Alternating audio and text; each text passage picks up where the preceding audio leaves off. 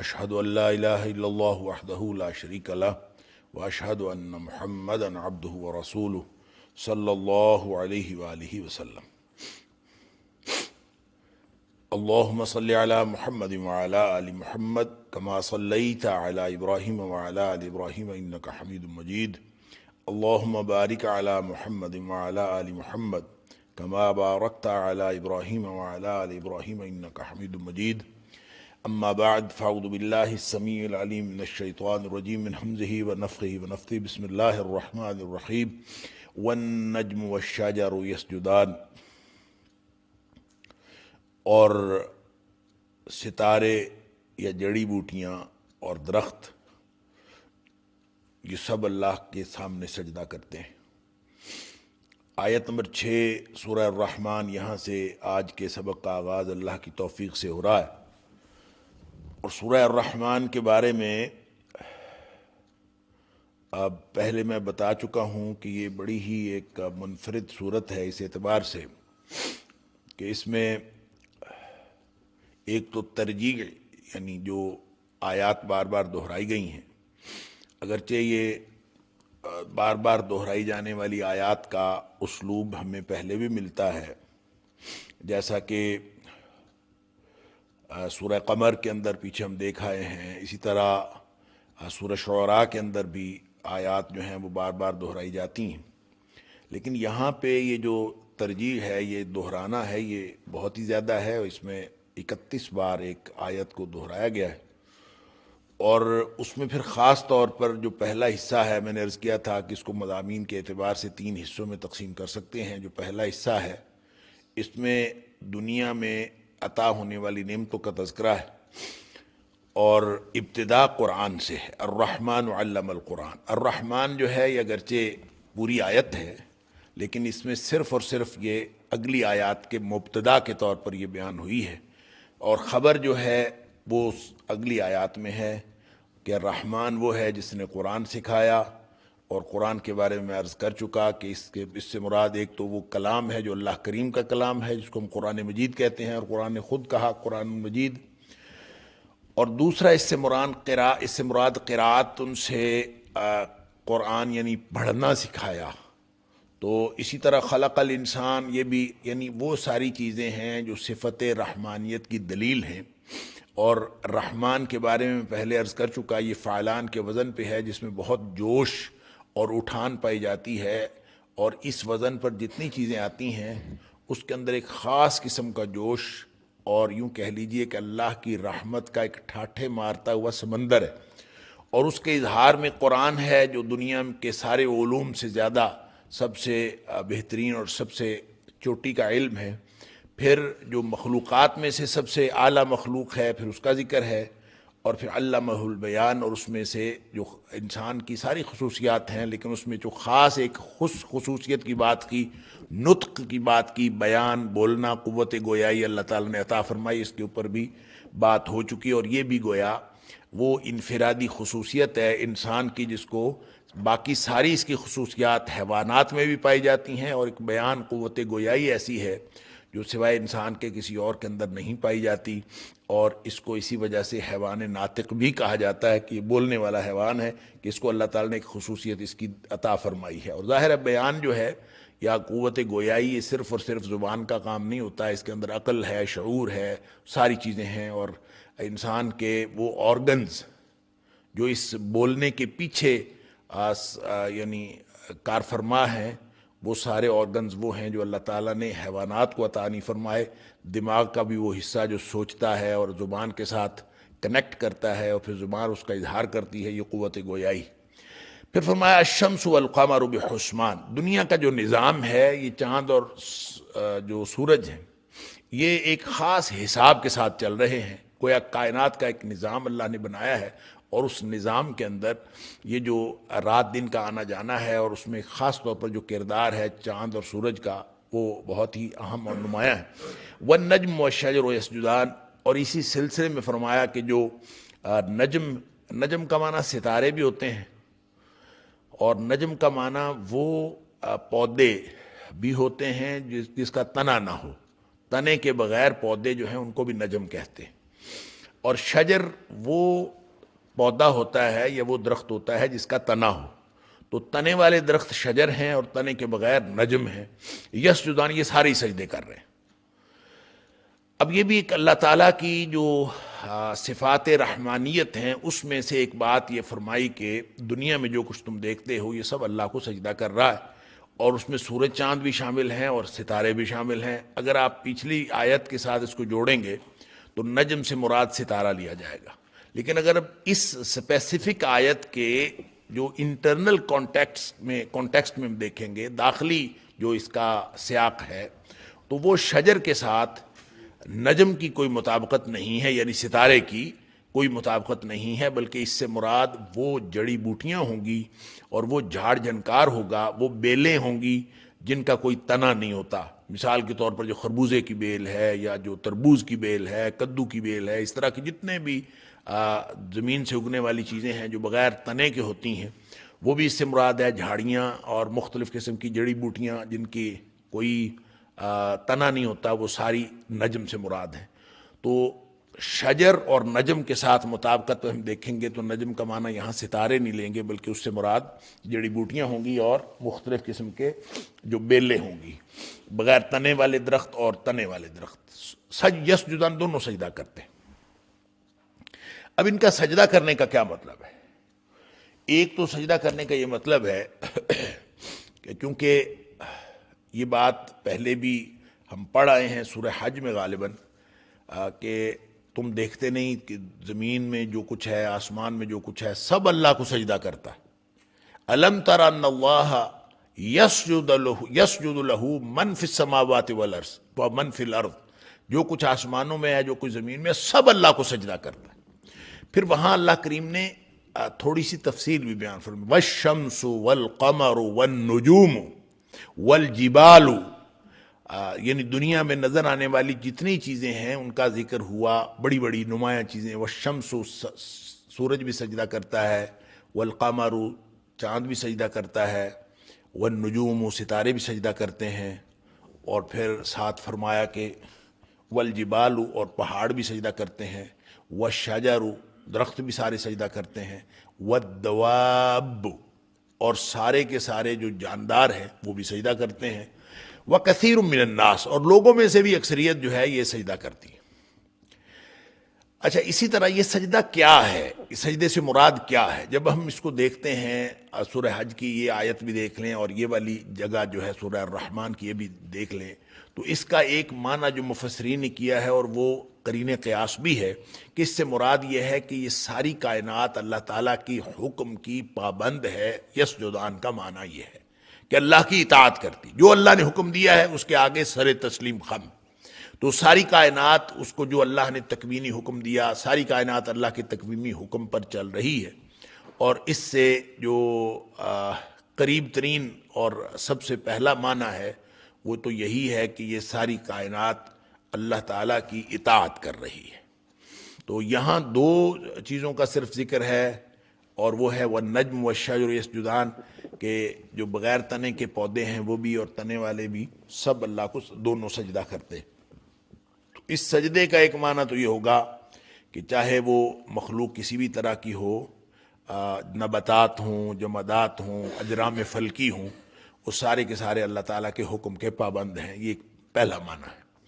دوسرا معنی اس کا یہ ہے کہ سجدہ سے مراد ایکچولی وہی سجدہ ہے جیسے انسان سجدہ کرتا ہے، یعنی عمل، سجدے کا عمل ہے، جس کو جھکنا کہتے ہیں یا پیشانی زمین پہ رکھنا کہتے ہیں۔ اللہ کے سامنے اس قدر جھک جانا کہ پیشانی زمین پہ چلی جائے، تو یہ رکوع سے بھی آگے ایک کیفیت کا نام ہے جس کو سجدہ کہتے ہیں۔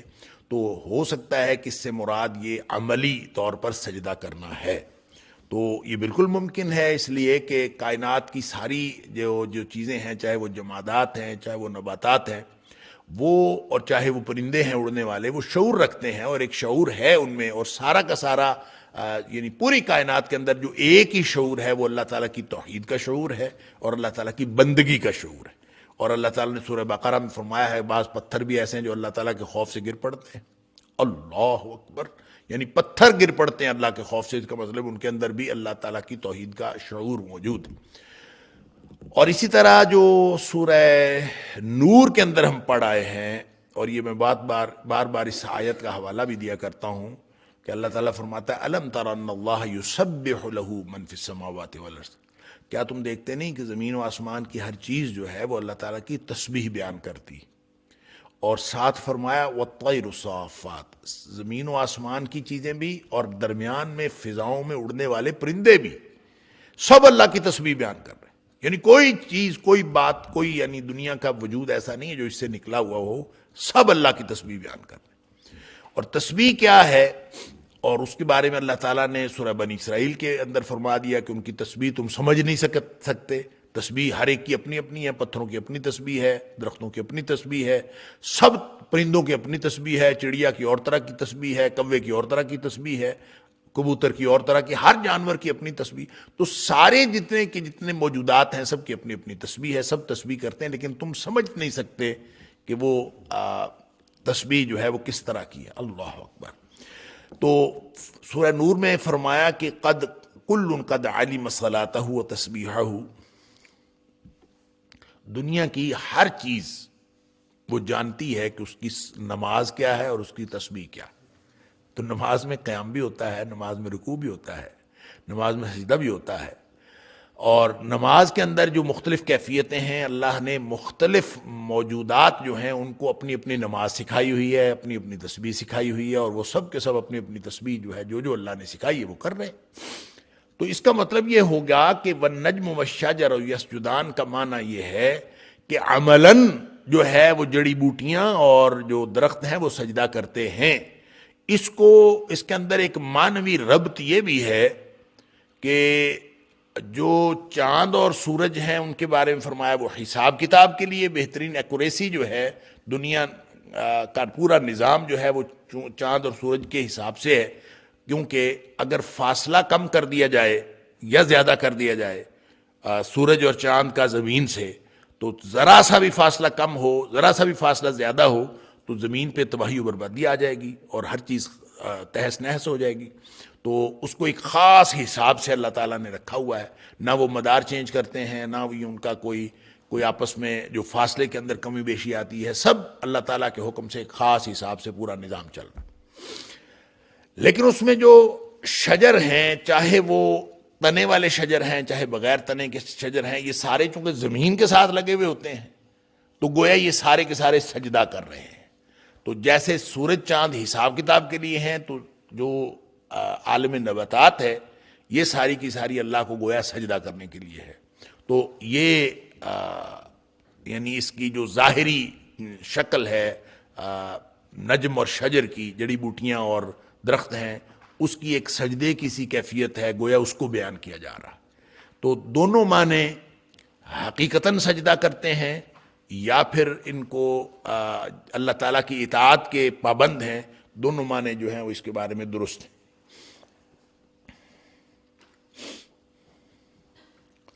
وَالسَّمَاءَ رَفَعَهَا وَوَضَعَ الْمِيزَانَ، اور یہ جو آسمان ہے اس کو ہم نے بلند کیا، وَوَضَعَ الْمِيزَانَ، اور ہم نے ایک ترازو رکھا ہے، ایک میزان رکھا ہے، ایک بالکل مناسبت رکھی ہے، وَوَضَعَ الْمِيزَانَ، کہ یہ ایسا نہیں ہے کہ آسمان کو ہم نے بلند کر دیا ہے اور بس ایسے ہی بے تحاشا بلند ہو گیا ہے، اس کی کوئی حساب کتاب نہیں رکھا، ایک عدل، ایک توازن رکھا ہے، سب کے اندر ایک میزان۔ اور میزان کا مطلب یہ ہے، میزان یہاں استعمال ہوا ہے 3 دفعہ، یہاں بھی کہ وَوَضَعَ الْمِيزَانَ، پھر آگے ہے لَا تَطْغَوْا فِي الْمِيزَانِ، پھر آگے ہے وَأَقِيمُوا الْوَزْنَ بِالْقِسْطِ وَلَا تُخْسِرُوا الْمِيزَانَ، یہ 3 دفعہ میزان کا لفظ استعمال۔ تو پہلا میزان جو ہے اس کا معنی ہے کہ اللہ تعالیٰ نے ایک موزونیت رکھی ہے، ایک توازن رکھا ہے، ایک تناسب رکھا ہے۔ آسمان بلند ہے تو اس کے جتنے آسمان سے مراد، اب دیکھیں سما جو ہے، سما اس سے مراد ہوتی ہے ہر بلند چیز، لہذا جو بھی شخص اوپر کو دیکھتا ہے وہ اس کا مطلب یہ ہے کہ وہ سما کی طرف دیکھ رہا ہے، لہذا اوپر والی چیز وہ سما ہے۔ سماوات کبھی آ جاتا ہے کہ مختلف آسمان ہیں، اور جیسے حدیث میں آتا ہے 7 آسمان ہے، قرآن میں بھی آتا ہے کہ اللہ تعالیٰ نے 7 سماوات، اللہ تعالیٰ نے 7 آسمان بنائے۔ تو یہ 7 آسمان ہیں کس طرح اس کی ان کی ترتیب کیا ہے، اوپر نیچے ہیں کیسے ہیں، اس کی تفصیل بھی حدیث میں آتی ہے کہ اوپر نیچے آسمان ہے، تو اس کی کیفیات حقیقتاً کیا ہے ہم سمجھ نہیں سکتے، لیکن بہرحال جو پہلا آسمان ہے وہ ہمیں نہ کوئی ستون ہے، اللہ تعالیٰ فرماتا ہے کہ ہم نے آسمان کو بنایا بغیر کسی ستون کے۔ اب یہ جو آسمان کتنی دور ہے، حدیث میں آتا ہے کہ 500 سال کے فاصلے پر ہے۔ 500 سال کیا ہے؟ وہ 500 نوری سال ہیں یا 500 سال اللہ کی گنتی کے ہیں، جیسے اللہ تعالیٰ نے فرمایا کہ ان یومن عند ربک کالف سنۃ مما تعدون، تمہاری گنتی کے 1000 سال ہوتے ہیں تو اللہ کی گنتی کا ایک دن ہوتا ہے، تو یہ اس حساب سے 500 سال ہے۔ یا پھر اگر انسانوں کی گنتی کے بھی 500 سال ہوں تو بھی بہت زیادہ ہے، نہ کسی کی اتنی عمر ہو، نہ کسی کے پاس اتنا کچھ ہو کہ وہ وہاں پہنچ سکے، تو انسان پہنچ نہیں سکتا۔ تو جو ہمیں نظر آتا ہے بادل وغیرہ نہ ہوں تو ہمیں جو آسمان نظر آتا ہے، کہا یہ جاتا ہے کہ یہ ہماری نگاہ کی حد ہے، یہ آسمان نہیں ہے۔ درمیان میں ستارے وغیرہ ہمیں رات کو نظر آتے ہیں، دن کو وہ بھی نہیں نظر آتے، تو جو ہمیں نظر آ رہا ہوتا ہے جس کو ہم نیلگوں آسمان کہتے ہیں، یہ اصل میں ایک ہماری حد نگاہ ہے اونچائی کی طرف، اس سے آگے ہماری نگاہ دیکھ نہیں سکتی۔ ہو سکتا ہے ایسے ہی ہو، واللہ اعلم، لیکن ہر بلند چیز آسمان ہے۔ والسماء رفعها، تو آسمان کو اللہ نے بلند کیا ہے۔ اب کتنا بلند کیا ہے ہمیں کچھ نہیں پتا، لیکن اس کے اندر ایک ایسا حساب رکھا ہے کہ ووضع المیزان، ایک موزونیت رکھی ہے۔ پورا جو نظام ہے اللہ تعالیٰ سورہ ملک میں بھی فرماتا ہے کہ اس میں آپ گھومے پھریں، اپنی نگاہ دوڑائیں اور آپ کی نگاہ واپس آ جائے گی، اور آپ تھک ہار کے واپس آ جائے گی، اور آپ کو نظام کائنات کے اندر کوئی چیز ایسی نہیں نظر آئے گی جو موزونیت اور عدل کے خلاف۔ اللہ اکبر، ما تری فی خلق الرحمن من تفاوت، کوئی تفاوت آپ کو نظر نہیں آتا۔ تو وہ جو میزان ہے اللہ تعالیٰ نے وہ رکھی ہے کہ کائنات بڑی پورے توازن کے ساتھ بنائی ہے۔ تو میزان اصل میں اس آلے کو بھی کہتے ہیں جس آلے سے وزن کیا جاتا ہے، خود وزن کو بھی میزان کہتے ہیں، اور کسی چیز کا موضوع ہونا اور ایک حساب کتاب کے ساتھ ہونا اس کو بھی میزان کہتے ہیں۔ یہاں اس میزان کا معنی یہ ہے کہ اللہ تعالیٰ نے کائنات کے اندر موزونیت رکھی۔ اللہ تطغوا فی المیزان، کہ تم زیادتی نہ کرو، فی المیزان، میزان کے اندر کوئی زیادتی نہ کرو۔ اب یہ میزان جو ہے یا تو یہ اس سے مراد تول ہے، یعنی مصدر ہے یہ وزن کا، تو اس سے مراد یہ ہے کہ تول کے اندر زیادتی نہ کرو۔ تو تول کے اندر زیادتی تو نہیں کرتے، تول کے اندر تو کمی کرتے ہیں لوگ، جب ناپتے تولتے ہیں تو کسی کو دیتے وقت اس میں تو کمی کرتے ہیں۔ تو آگے اگلی آیت میں فرمایا وَلَا تُخْسِرُ الْمِيزَانَ، کہ تول میں کمی نہ کرو۔ تو اس کا مطلب یہ ہے کہ اللہ تطغوا فی المیزان جو یہاں ہے، اس سے مراد آلائے وزن ہے، جو ایک ترازو ہوتا ہے، اس سے مراد ترازو ہے جو وزن کرنے کا ایک آلہ ہے، کہ اس کے اندر تم کوئی کسی بھی طرح کی زیادتی نہ کرو۔ گویا اللہ نے ایک ترازو بنایا ہے اور ایک تولنے کا آلہ بنایا ہے، ایک اللہ تعالیٰ نے انسٹرومنٹس دیے ہیں آپ کو، اور جو تمہیں تمہاری ذمہ داری یہ لگی ہے کہ اس میزان کے بارے میں، اس یعنی ترازو کے بارے میں تم کوئی زیادتی نہ کرو۔ ایسا نہ ہو کہ اللہ تعالیٰ کے بنائے ہوئے نظام میں جو ایک ترازو والا اور میزان والا نظام ہے، اس کے اندر تم زیادتی اور بغاوت کا ایک رویہ رکھو، ایسا کام تم ہرگز نہ کرو۔ اللہ تطغوا، یہ کہ تم زیادتی نہ کرو، بغاوت نہ کرو، سرکشی نہ کرو۔ تغو اور تطغوا یہ میں پہلے عرض کر چکا ہوں، یہ طغیان سے ہے، اور طغیان کا معنی ہوتا ہے سرکشی اور بغاوت۔ تو اللہ تطغوا فی المیزان، اس کا ایک معنی تو یہ ہوگا کہ یہ اس کو اگر جب آلہ وزن لیتے ہیں، ترازو لیتے ہیں، تو اس کا مطلب ہے ترازو کے اندر کسی قسم کی زیادتی نہ کرو۔ وَأَقِیمُوا الْوَزْنَ بِالْقِسْطِ، یعنی ترازو قائم کرنے میں، عدل قائم کرنے میں کسی قسم کی زیادتی نہیں ہونی چاہیے۔ وَأَقِیمُوا الْوَزْنَ بِالْقِسْطِ، اور جو وزن ہے وہ پورا کرو، بالقسط، عدل کے ساتھ۔ یہ عدل اور قسط میں کیا فرق ہوتا ہے یہ پہلے بات ہو چکی۔ عدل حقدار کو حق دینا ہوتا ہے، پورا پورا برابری کا تول ہوتا ہے، اور قسط جو ہے وہ تول میں جو حصہ آتا ہے اس کو قسط کہتے ہیں۔ گویا عدل اور قسط مانوی طور پر برابر ہے، اپنے یعنی مترادف ہے۔ تو جو وزن ہے اس کو پورا کرو بالقسط، انصاف کے ساتھ. ہم اردو میں ہمارے پاس ایک ہی لفظ ہے اور وہ ہے انصاف، تو اسی کو استعمال کریں گے اس کے لیے. انصاف کے ساتھ وزن پورا کرو. ولا تخسر المیزان، اور میزان کے اندر کمی نہ کرو، یعنی تول پورا کرو، تول کے اندر کمی نہ کرو. جیسے اللہ تعالیٰ نے فرمایا ویل للمطففین الذین اذا اکتالوا علی الناس یستوفون واذا کالوہم او وزنوہم یخسرون. جب خود لینا ہوتا ہے تو پورا لیتے ہیں، اور جب دوسروں کو دیتے ہیں تو کم دیتے ہیں. ان سارے کمی زیادتی کرنے والے جو ہیں ان کے لیے تباہی، بربادی اور جہنم ہے. لہذا ایک تو میں نے عرض کیا تھا، پہلے کو آلائے وزن کہہ لیں اور دوسرے کو میزان کو مصدر لے لیں، یعنی تولنا اس سے مراد ہے کہ تول میں کمی نہ کرو. تو یہ بھی درست ہے. اور یہ اگر دونوں کو اگر ہم مصدر ہی لیں کہ پہلا میزان بھی مصدر ہے اور دوسرا میزان بھی مصدر ہے، تو پھر اس صورت میں پہلے میزان کا مطلب ہوگا اس میں زیادتی نہ کرو تول میں، اور دوسرے میزان کا مطلب ہوگا اس میں کمی نہ کرو، یعنی نہ زیادتی کرو نہ کمی کرو. ہوتا کیا ہے کہ آدمی لیتے وقت جو ہے وہ زیادتی کرتا ہے، زیادہ تولتا ہے، اور دیتے وقت آدمی کم تولتا ہے. تو گویا دونوں طرح سے یہ منع کر دیا گیا کہ نہ تو زیادتی ہونی چاہیے اور نہ ہی کمی اور خسارہ ہونا چاہیے. اللہ تطغوا فی المیزان.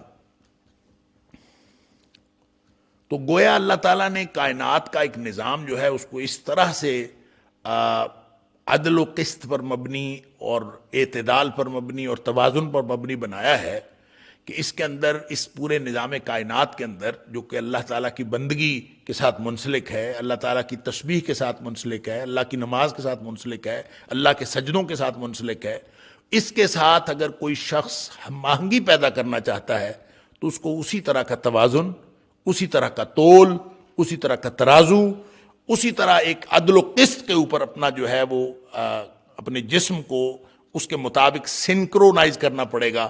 پھر جا کے یہ اس نظام بندگی کے ساتھ منسلک ہوگا جو اللہ تعالیٰ نے انسانوں کے ذمے لگایا ہے. یا ایھا الناس اعبدوا ربکم، اے کائنات کو لوگوں اپنے رب کی بندگی کرو. تو رب کی بندگی کا نظام ہے، اس کے ساتھ سنکرونائز ہونا ضروری ہے، عدل کے ساتھ. دیکھیں یہ جو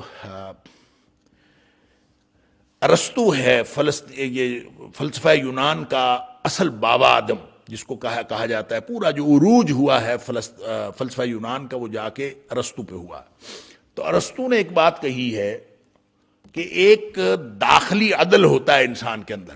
داخلی عدل، انسان کے جسم کے اندر ایک عدل ہوتا ہے.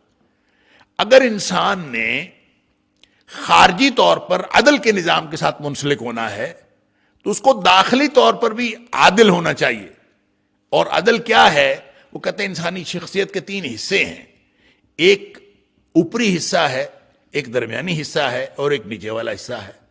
جو اوپر والا حصہ ہے اس میں عقل ہوتی ہے، جو درمیانی حصہ ہوتا ہے اس میں جذبہ ہوتا ہے، اور جو نیچے والا حصہ ہوتا ہے اس میں جبلت ہوتی ہے. تو جب یہ جبلت اور جذبہ دونوں، اگر تینوں اپنی اپنی جگہ کام کریں گے، عقل اپنی جگہ کام کر رہی ہے، جذبہ اپنی جگہ کام کر رہا ہے، جبلت اپنی جگہ کام کر رہی ہے، تو عدل قائم نہیں ہو سکتا. وہ کہتا ہے عدل قائم اس وقت ہوتا ہے جب نیچے والے دونوں حصے اوپر والے حصے کے ساتھ مطابقت قائم کریں اور اس کے ذیل میں اور اس کے ماتحت کام کرنا شروع کر دیں. یعنی کیا مطلب اس کا؟ کہ جذبہ اور جبلت جو ہے یہ عقل کے ماتحت آ جائے. اور جس جسم کے اندر جذبہ اور جبلت عقل کے ماتحت آ جاتے ہیں تو وہ عقل دانائی بن جاتی ہے. اور جب عقل دانائی بنتی ہے تو پھر انسانی جسم کے اندر اعتدال آتا ہے. گویا داخلی عدل اس وقت قائم ہوگا جب جذبہ اور جبلت دانائی یا دانش کے ماتحت آ جائیں. یعنی غلبہ دانائی کو ہو، جذبے اور جبلت کو نہ ہو، پھر انسان کا داخلی عدل پیدا ہوتا ہے. داخلی عدل قائم ہونا اخلاقی فضیلت حاصل کرنے کے لیے بہت ضروری ہے. جس کے اندر داخلی عدل نہیں ہے وہ خارجی عدل کے ساتھ اپنے آپ کو سنکرونائز نہیں کر سکتا. تو خارجی عدل کے ساتھ، عدل کے نظام کے ساتھ کوئی شخص اس وقت منسلک ہو سکتا ہے جب انسان کے اندر داخلی طور پر عدل قائم ہو. تو جو داخلی طور پر منتشر آدمی ہے اور داخلی طور پر وہ اپنے عدل اور توازن اور اعتدال سے ہٹا ہوا ہے، اس کا جبلت جو ہے وہ اس کے جذبے اور دانائی کے اوپر حاوی ہو گئی ہے، یا اس کا جذبہ دانائی اور جبلت کے اوپر حاوی ہو گیا ہے، اس انسان کے اندر کبھی عدل قائم نہیں ہو سکتا. یعنی جس کا جذبہ وہ حاوی ہے اس کی دانائی کے اوپر اور اس کی جبلت کے اوپر، وہ بھی عدل نہیں قائم کر سکتا. تو جس کی جبلت حاوی ہے اس کے دانائی کے اوپر، اس کے جذبے کے اوپر، وہ بھی عدل قائم نہیں کر سکتا. تو جو گویا داخلی عدل ہوگا تو پھر انسان خارجی طور پر لوگوں کے عدل کے نظام کے ساتھ منسلک ہو سکتا ہے. اور اللہ تعالیٰ یہ فرماتا ہے اللہ تطغوا فی المیزان واقیموا الوزن بالقسط ولا تخسروا المیزان، کہ یہ جو کائنات کا نظام ہے یہ بھی اللہ تعالیٰ نے ایک موزونیت کے ساتھ بنایا، لہذا اس موزونیت کے ساتھ انسان کا سنکرونائز ہونا بہت ضروری ہے.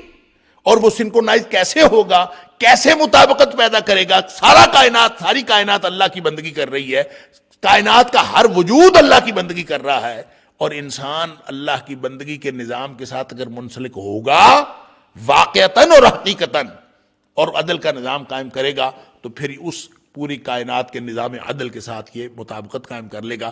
اس لیے فرمایا نہ تو کمی ہونی چاہیے نہ زیادتی ہونی چاہیے. اللہ تطغوا فی المیزان واقیموا الوزن بالقسط ولا تخسروا المیزان.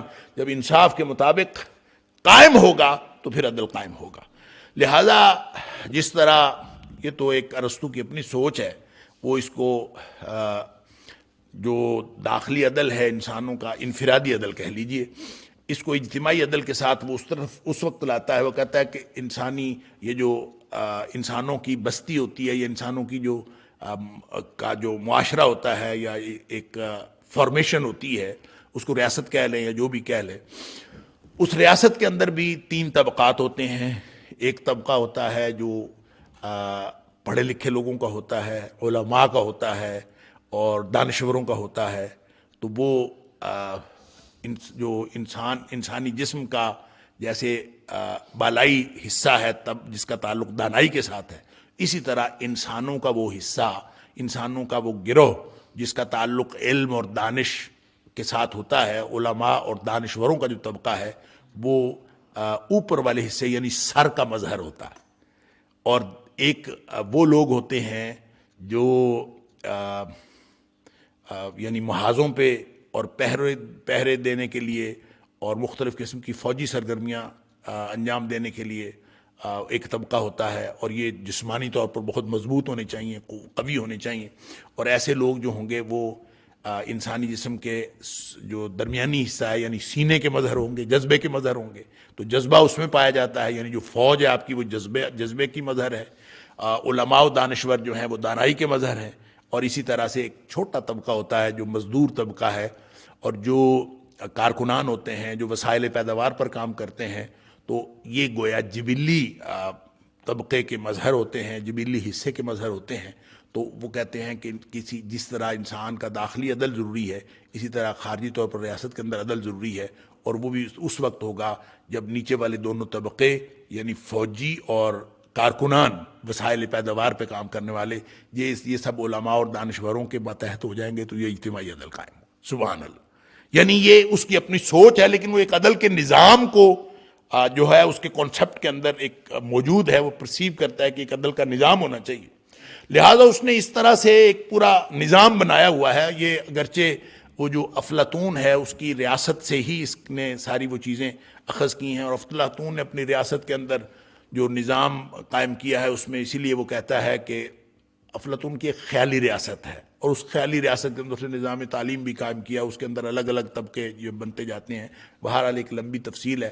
میں صرف فلسفہ یونان کا حوالہ اس لیے دے رہا ہوں کہ انسانوں کا معاشرے کے ساتھ اور معاشرے کا کائنات کے نظام کے ساتھ مطابقت قائم کرنا اور سنکرونائز ہونا، یہ ایک وہ فطری ضرورت ہے جس کو ہر دور کے دانشوروں نے محسوس کیا. اور قرآن کہتا ہے کہ ہم نے یہ جو آسمان بلند کیا ہے اور پورے نظام کے اندر ووضع المیزان، اور ہم نے ترازو رکھا ہے، اور تمہارے لیے امتحان یہ ہے کہ ترازو تو موجود ہے اللہ کے ہاں، اور وہ کتنا بڑا ترازو ہے، وہ قیامت والے دن وہ تولا جائے گا. ایک یہاں پہ نظام ہے، ایک پھر قیامت والے دن جو اللہ نے میزان رکھا ہے. تو یہ دنیا کے نظام میں جب آپ عدل کے توازن کے ساتھ جڑیں گے تو پھر قیامت والے دن آپ اس ترازو کے اندر جو ہے اپنا اپنے اعمال کا وزن لے سکیں گے، اس دن ہر چیز کا وزن ہوگا۔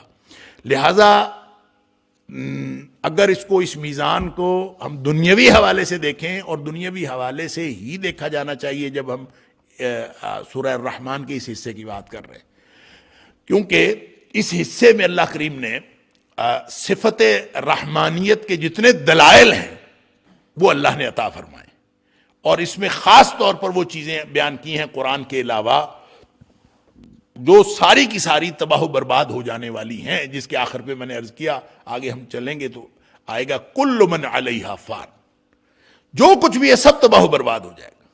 لہذا جو تباہ و برباد ہو جانے والی چیزیں ہیں لیکن دنیا میں انسان اس سے مستفید ہوتے ہیں، وہ ساری اللہ تعالیٰ نے یہاں بیان کی ہیں۔ تو اس سے مراد یہ میزان جو ہے دنیا کا میزان ہے، دنیا کے نظام کا میزان ہے، نہ کہ اس سے مراد آخرت والا میزان ہے۔ لیکن اگر آخرت والا میزان بھی اس سے مراد لیں تو اس کا مطلب ہے جو دنیا میں عدل کے نظام کے ساتھ اور توازن کے ساتھ منسلک ہوتا ہے اسی کا وزن قیامت والے دن ہوگا۔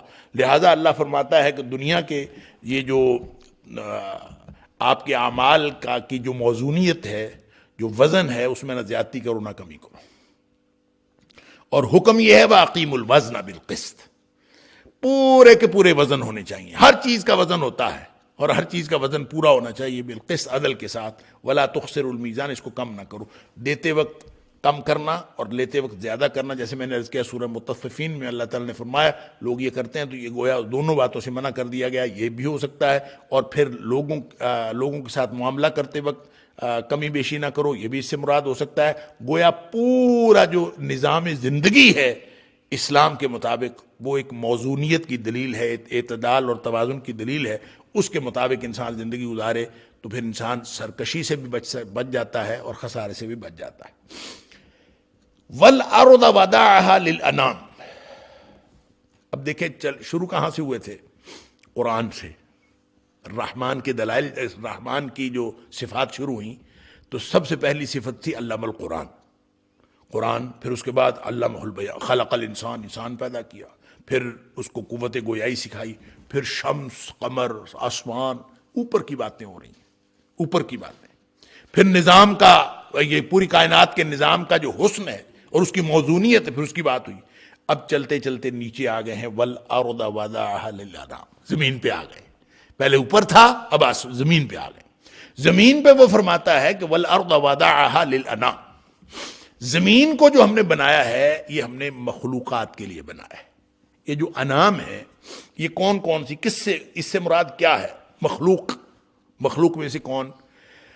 بعض لوگوں کا تو خیال ہے، خاص طور پر ابن عباس رضی اللہ تعالیٰ عنہ کا جو ان سے ایک قول موجود ہے کہ کل شیء فیہ الروح، جس کے اندر روح ہے نا، انعام سے وہ مخلوق مراد ہے، ہر مخلوق مراد نہیں ہے، صرف وہ مخلوق مراد ہے جس کے اندر روح ہے۔ تو روح والی مخلوق کون کون سی ہے؟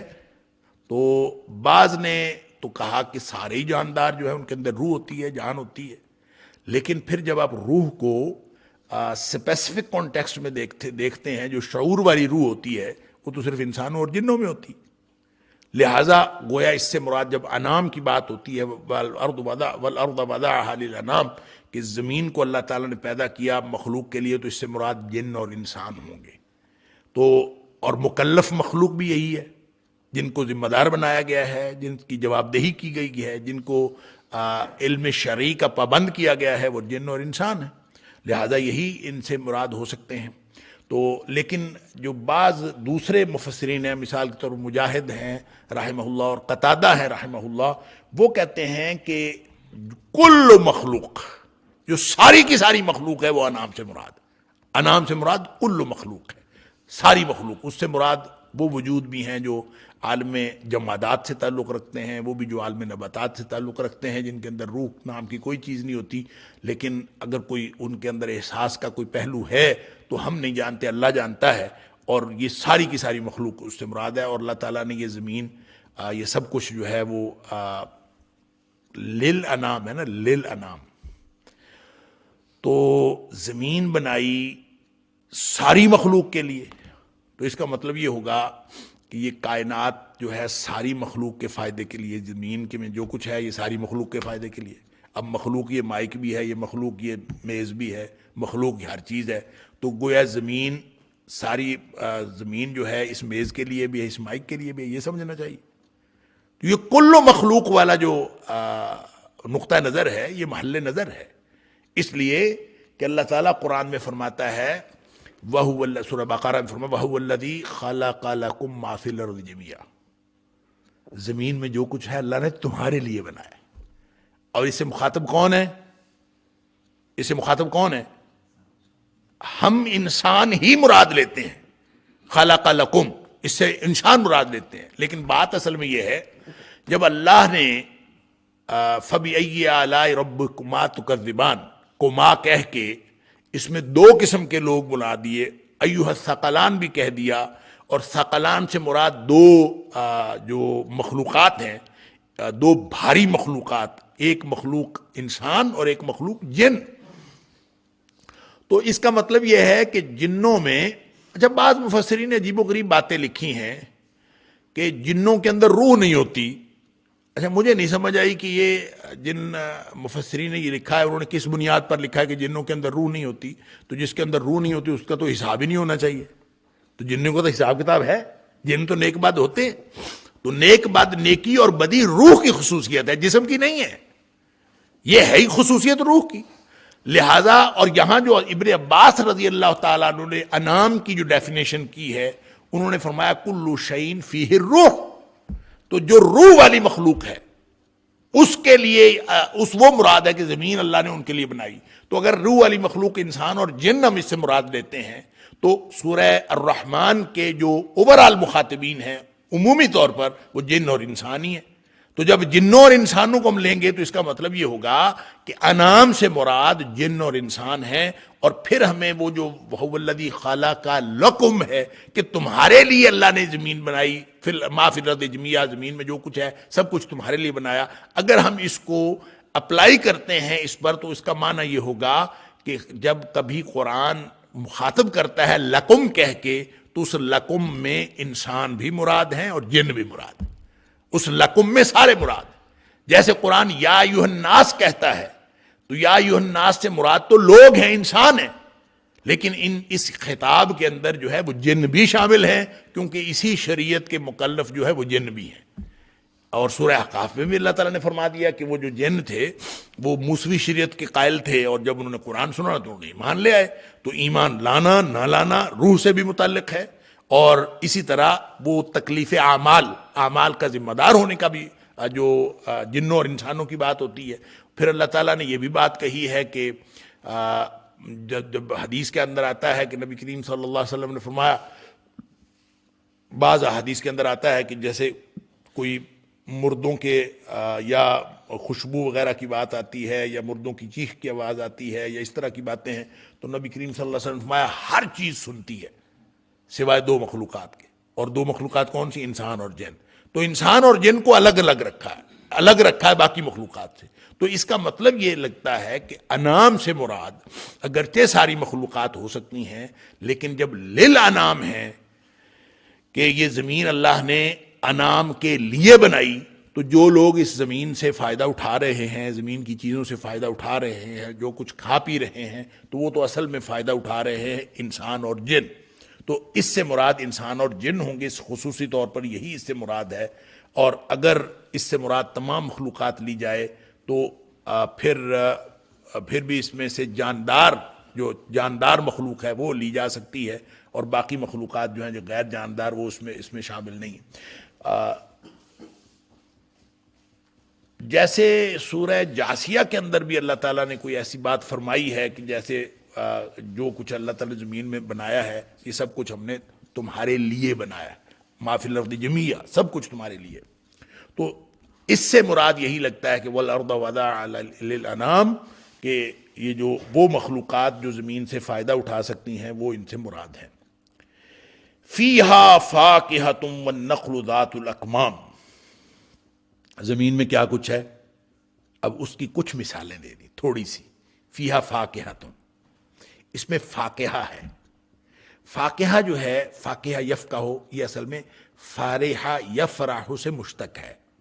اہل عرب کہتے ہیں، اہل لغت کہتے ہیں، یہ فارحہ یفرح سے ہے، تو فاقہہ کا معنی بھی وہی ہوگا جو فارحہ کا ہوتا ہے۔ تو فارحہ کا کیا معنی ہوتا ہے؟ خوش ہو جانا۔ تو فاقہہ سے مراد وہ پھل ہے جو بطور خوراک استعمال نہیں ہوتے بلکہ صرف لذت کے لیے استعمال ہوتے ہیں اور خوشی کے لیے استعمال ہوتے ہیں۔ یعنی بہت سارے فروٹ انسان صرف اپنی لذت اور خوشی کے لیے استعمال کرتا ہے، وہ بطور ڈائٹ یوز نہیں ہوتے، بطور خوراک انسان کی جو ڈیلی خوراک ہے اس کے طور پر وہ استعمال نہیں ہوتے۔ جیسے ہم گندم کو کھاتے ہیں تو بطور خوراک استعمال کرتے ہیں، چاول کھاتے ہیں بطور خوراک استعمال کرتے ہیں۔ تو یہ کوئی شخص جو ہے وہ لذت کے لیے عام طور پہ نہیں کھاتا، جو پھل وغیرہ کھائے جاتے ہیں وہ ایکسٹرا ہوتے ہیں۔ تو جتنی ایڈیشنل چیزیں ہیں جو انسان اپنی خوشی اور لذت کے لیے کھاتا ہے، اگرچہ اس کے اندر بھی اللہ تعالیٰ نے غذائیت تو رکھی ہے ہر چیز کے اندر، لیکن جو روزمرہ کی خوراک کے علاوہ جو لذت و خوشی کے لیے چیزیں ہوتی ہیں اس کو فاقہ کہتے ہیں۔ والنخل، اور جو کھجور ہے نا، یہ دونوں کاموں کے لیے استعمال ہوتی ہے۔ یہ ڈیلی خوراک کے لیے بھی استعمال ہوتی ہے، یہ لذت کے لیے بھی استعمال ہوتی ہے۔ ذات الاکمام، اکمام کمن کی جمع ہے، کمن کا معنی ہوتا ہے غلاف، تو ذات الاکمام اس کے جو خوشے ہیں وہ غلاف میں ہوتے ہیں۔ تو گویا جو ایسے یہ جو کھجور ہے اس کے خوش غلاف والے گوشے رکھنے والی کھجور وہ بھی اللہ نے بنائی ہے۔ اب یہ ایک ہو گیا صرف لذت و خوشی کے لیے استعمال ہونے والے پھل، پھر ایک ایسا پھل جو لذت و خوشی کے لیے بھی استعمال ہوتا ہے اور خوراک کے لیے، ڈیلی خوراک کے لیے بھی استعمال ہوتا ہے۔ اب آگے آ جائیے، والحب ذو العصف والریحان، اور اللہ نے غلہ بنایا۔ حب کا مطلب ہے دانہ، تو دانے دار جتنی بھی گندم ہے، مکئی ہے، چاول ہے، کوئی بھی چیز جو دانے والی بنائی۔ ذو العصف، بھوسے والی، والحب ذو العصف، بھوسے والا غلہ، یعنی جس سے آپ کو ایکسٹرا چیز، چاول آپ جو آپ نے کھانے ہوتے ہیں اس میں بھوسا الگ نکلتا ہے اور آپ کی خوراک الگ نکلتی ہے۔ گندم ہے، اس کا بھوسا الگ نکلتا ہے اور آپ کے لیے خوراک الگ نکلتی ہے۔ والحب ذو العصف، تو یہ قرآن میں کعصف معقول، جیسے کھایا ہوا بھس، تو جو ایک بالکل کوڑا ہوتا ہے الگ سے ایک بھوسا نکل جاتا ہے وہ عصف ہے۔ تو ایسے دانے، ایسا غلہ جو بھوسے والا غلہ ہے۔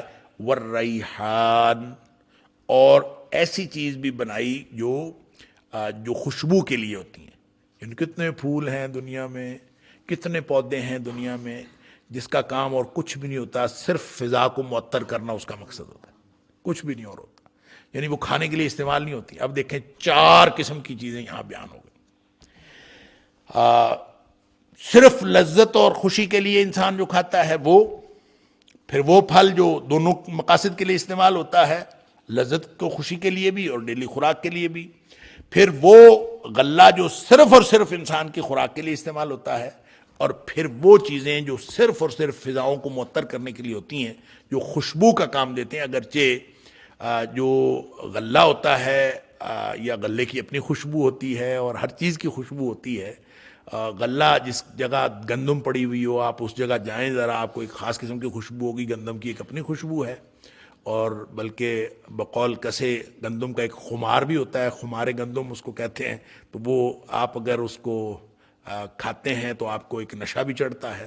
تو ایک نشہ وہ ہے جو اس کی خوشبو میں ہے۔ غلہ ہر چیز، چاول پڑے میں اس کی ایک اپنی الگ خوشبو ہے، مکئی پڑی ہے اس کی الگ خوشبو ہے، ہر غلے کی اپنی خوشبو ہوتی ہے، وہ تو ہوتی ہے۔ لیکن یہاں والریحان ہے، اگر تو ہوتا نا والریحانی، نون کے نیچے زیر ہوتی، تو پھر اس کا معنی یہ ہوتا کہ وہ غلہ جو بھوسے والا بھی ہے اور خوشبو والا بھی ہے، پھر اس کا ترجمہ یہ ہوتا۔ اب یہ والریحانو ہے تو اس کا مطلب ہے بھوسے والا غلہ الگ چیز ہے اور خوشبو بنائی یہ الگ چیز ہے۔ جو خوشبودار چیزیں ہیں، ریحان ایک پودا بھی ہے جس کو کہتے ہی ریحان ہے، تو باقی اور اس کے علاوہ جتنے بھی خوشبودار پودے ہیں وہ سارے کے سارے اس سے مراد ہو سکتے ہیں۔ اچھا، ایک ہمارے بڑے معروف قاری ہیں، وہ پڑھتے ہوئے انہوں نے تلاوت کر، بڑی معروف ان کی تلاوتیں ہیں، تو ان کی ایک جو سورہ الرحمن کی انہوں نے تلاوت کی ہے، بڑی ایک بہت بڑی مجلس کے اندر انہوں نے کی تھی، پرانی بات ہے، کئی سال پرانی، اور ان کی وہ اب تک چل رہی ہے مختلف کیسٹس کے اندر، اور یہ یوٹیوب پہ بھی پڑی ہوئی ہے۔ وہ اس میں پڑھتے ہوئے اپنے جوش میں وہ انہوں نے والریحان، جب اس کو ملا کے پڑھا ہے نا تو انہوں نے والریحان والحب ذو العصف والریحان پڑھا، اور آپ اندازہ کریں اس سے ترجمے میں کیا فرق پڑ جاتا ہے۔ اگر آپ ریحانے پڑھیں، ریحانی پڑھتے ہیں تو ہم تو عام طور پہ اس آیت پہ رک جاتے ہیں نا، والحب ذو العصف والریحان، تو اگر آپ رک گئے تو پھر تو اس کے اندر معنی موجود ہے، وہ خود بخود شامل ہے جو اللہ نے قرآن میں لکھا ہے۔ یہاں سکوت اختیار کیا تو ریحانوں بھی ہو سکتا ہے، ریحان بھی ہو سکتا ہے، نے بھی ہو سکتا ہے جب آپ رک گئے تو، لیکن جب آپ رکے نہیں اور آپ نے ملا کے پڑھا تو پھر تو ریحانوں پڑھنا پڑے گا، ریحانی پڑھنا غلط ہوگا۔ لہذا وہ غلطی آپ دیکھیں کسی سے بھی ہو سکتی ہے، اور یہ غلطی معنی کے اندر غلطی بنتی ہے کہ اتنا ذرا سا فرق کرنے سے یہ فرق پڑ جاتا ہے کہ وہ ریحانی ہوگا تو اس کا معنی ہوگا کہ یہ صفت بن جائے گی اس غلے کی، الحب کی، کہ خوشبو والا غلہ اور بھوسے والا غلہ۔ لیکن اگر ریحانو پڑھیں گے جو کہ اصل میں ہے ریحانو، تو اس کا معنی یہ ہوگا کہ چار مختلف چیزیں ہیں، خوشبو والی چیزیں سب سے آخر پہ، پھر بھوسے والا غلہ جو کھانے پینے کے لیے استعمال ہوتا ہے، خوراک کے لیے استعمال ہوتا ہے، اور پھر نخل جو لذت و خوشی کے لیے بھی اور خوراک کے لیے بھی، پھر اس کے پیچھے صرف اور صرف فاکہہ۔ تو یہ ساری چیزیں اللہ تعالیٰ نے زمین سے اگائی ہیں، سبحان اللہ۔ والارض وضعها للانام، تو اللہ تعالیٰ نے جن لوگوں کے لیے، جو مخلوق ان چاروں چیزوں سے مستفید ہوتی ہے، انعام میں وہ شامل ہے۔ لہذا اس میں کون کون سی مخلوق ہے؟ عام طور پہ تو انسان ہی ہے، تو بہت سارے مفسرین نے کہا اس سے مراد صرف انسان، کیونکہ پوری صورت کا موضوع انسان اور جن ہے، لہذا جنوں کو شامل کر لیا۔ اب جنوں کو شامل کرنے سے ایک اور مسئلہ بنتا ہے، میں آگے فَبِأَيِّ آلَاءِ رَبِّكُمَا تُكَذِّبَانِ پہ پہنچوں گا، تو پھر میں کچھ عرض کرتا ہوں۔ پہنچ گئے فَبِأَيِّ آلَاءِ رَبِّكُمَا تُكَذِّبَانِ۔ اب یہ ساری باتیں، ساری خصوصیات بتانے کے بعد اللہ تعالیٰ فرماتا ہے فَبِأَيِّ آلَاءِ رَبِّكُمَا تُكَذِّبَانِ۔ بس کون کون سی نعمتوں کو، آلہ جو ہوتا ہے، میں نے پہلے بھی عرض کیا، یہ الون یا ایلیون، اس کو ایلن کہتے ہیں، اس کی جمع ہے۔ جیسے معن کی جمع ہے امعا، ایسے ہی آلہ۔ تو عام طور پہ یہ لفظ منفرد استعمال نہیں ہوتا، یہ جمع استعمال ہوتا ہے، یہ واحد استعمال نہیں ہوتا، یہ جمع استعمال ہوتا ہے، آلہ۔ اور آلہ کا معنی دو معنی ہیں اس کے، اور وہ بیک وقت اس کے اندر شامل ہیں، دو معنی ہیں بیک وقت اس کے شامل ہیں۔ کون کون سے؟ ایک تو نعمتیں اس سے مراد ہیں، اور ایک اس سے مراد اللہ کی قدرتیں ہیں۔ قدرتیں یعنی علن کا معنی یا الیون کا معنی قدرت بھی ہوتا ہے، اور اس کا معنی نعمت بھی ہوتا ہے۔ تو آلہ کا معنی ہوگا کہ نعمتیں بھی اور قدرتیں بھی۔ اور یہ بات میں پہلے عرض کر چکا ہوں کئی دفعہ کہ شاہ ولی اللہ نے علیہ الرحمہ نے جو قرآن کو مختلف علوم میں تقسیم کیا ہے، کہ وہ کہتے ہیں قرآن سے 5 قسم کے علوم حاصل ہوتے ہیں۔ انسان جب قرآن پڑھتا ہے تو اس سے 5 قسم کے علوم حاصل ہوتے ہیں، اور یہ قرآن کی ہر آیت اور ہر سورت کو ان 5 حصوں میں کسی نہ کسی میں تقسیم کیا جا سکتا ہے۔ وہ 5 حصے کیا ہیں؟ پہلا حصہ تو ہے علم الاحکام، کہ قرآن میں کچھ احکام دیے گئے ہیں، تو وہ احکام سارے پہلے حصے میں آ جائیں گے۔ پھر دوسرا حصہ ہے، یہ ترتیب مختلف ہو سکتی ہے، ایک حصہ ہے علم تذکیر آلاء اللہ، اللہ کی جو آلاء ہیں یعنی نعمتیں یا قدرتیں، ان کے ذریعے سے اللہ نے تذکیر کی ہے، نصیحتیں کی ہیں، یاد دلایا ہے، یاد دہانی کروائی ہے۔ کن کے ذریعے سے؟ قدرتوں کا اظہار کر کے۔ تو وہ آلاء جو ہیں، اللہ کی قدرتوں اور نعمتوں کا تذکرہ جس صورت میں بھی آیا، جہاں بھی آیا، وہ تذکیر بآلاء اللہ میں یہ آیات شامل ہیں۔ اسی طرح تذکیر بایام اللہ ہے۔ ایام اللہ سے مراد، ایام کا لفظی معنی تو ہوتا ہے، یوم کی جمع ہے، اس کا معنی ہے اللہ کے دن۔ تو اللہ کے دنوں سے مراد یہ ہے تاریخ کے جتنے واقعات ہیں، اللہ تعالیٰ تاریخ کے واقعات ذکر کر کے ان کے ذریعے سے تذکیر کرتا ہے۔ تو کچھ آیات اس طرح کی ہیں، کچھ تذکیر بآلاء اللہ ہیں، کچھ علم الاحکام ہے، اور ایک چوتھا علم ہے جس کو کہتے ہیں علم المخاصمہ یا علم المناظرہ۔ قرآن میں کچھ آیات اس قسم کی ہیں جس میں اللہ تعالیٰ نے مختلف گروہوں کے ساتھ مخاصمہ کیا ہے۔ مخاصمہ یا مناظرہ ان کی غلطیوں کی نشاندہی کی ہے، ان کے سوالات کے جوابات دیے ہیں، اور یا پھر ان کی جو ہے وہ باطل عقائد ہیں ان کا بطلان کیا۔ تو یہ چار قسم کے مناظرے، چار قسم کے مخاصمے قرآن میں ہیں۔ یہود کے ساتھ مخاصمہ ہے، نصارہ کے ساتھ مخاصمہ ہے، چار قسم کے گروہ نبی پاک صلی اللہ علیہ وسلم کے دور میں موجود تھے۔ یعنی جب آپ صرف مکی زندگی کی بات کرتے ہیں تو اس وقت ایک ہی گروہ تھا، اور وہ کون سا گروہ تھا؟ وہ تھے مشرکین۔ تو پہلا مکالمہ یا مخاصمہ مشرکین کے ساتھ ہے، دوسرا مکالمہ جو ہے وہ یہود کے ساتھ ہے، تیسرا نصارہ کے ساتھ ہے، اور چوتھا ایک نیا گروپ پیدا ہو گیا تھا مدینہ آنے کے بعد، وہ ہے منافقین۔ تو ان چاروں کے ساتھ مخاصمہ قرآن میں مختلف مقامات پہ آپ کو ایسی آیات ملیں گی جو ان چاروں کے ساتھ مخاصمہ، لہٰذا یہ ایک چوتھا ہو گیا۔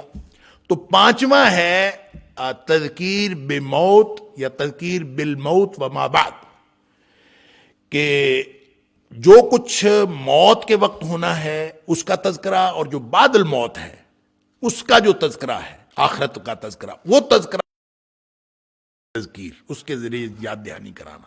تو گویا تین قسم کی یاد دہانیاں ہیں، موت کا تذکرہ، جنت جہنم کا تذکرہ، اس کے تذکرے کر کے اس سے اللہ تعالیٰ جو ہے وہ یاد دہانی فرماتا ہے، تذکیر کرتا ہے، یا پھر اللہ کی نعمتوں اور قدرتوں کے ذریعے سے تذکیر بآلاء اللہ ہے، یا پھر تاریخ کے واقعات کا تذکرہ کر کے تذکیر بایام اللہ ہے، اور یا پھر علم المخاصمہ ہے، اور یا پھر علم الاحکام ہے۔ قرآن کی ساری آیات کو آپ ان پانچوں حصوں میں تقسیم کر سکتے ہیں۔ تو آلاء اللہ جو ہیں، تذکیر بآلاء اللہ جو ہے، اس میں آپ سمجھیں کہ سب سے بڑی جو اللہ کی نعمتوں اور قدرتوں کا جو بیان ہے، اس کی سب سے نمایاں صورت جو ہے سورہ الرحمن۔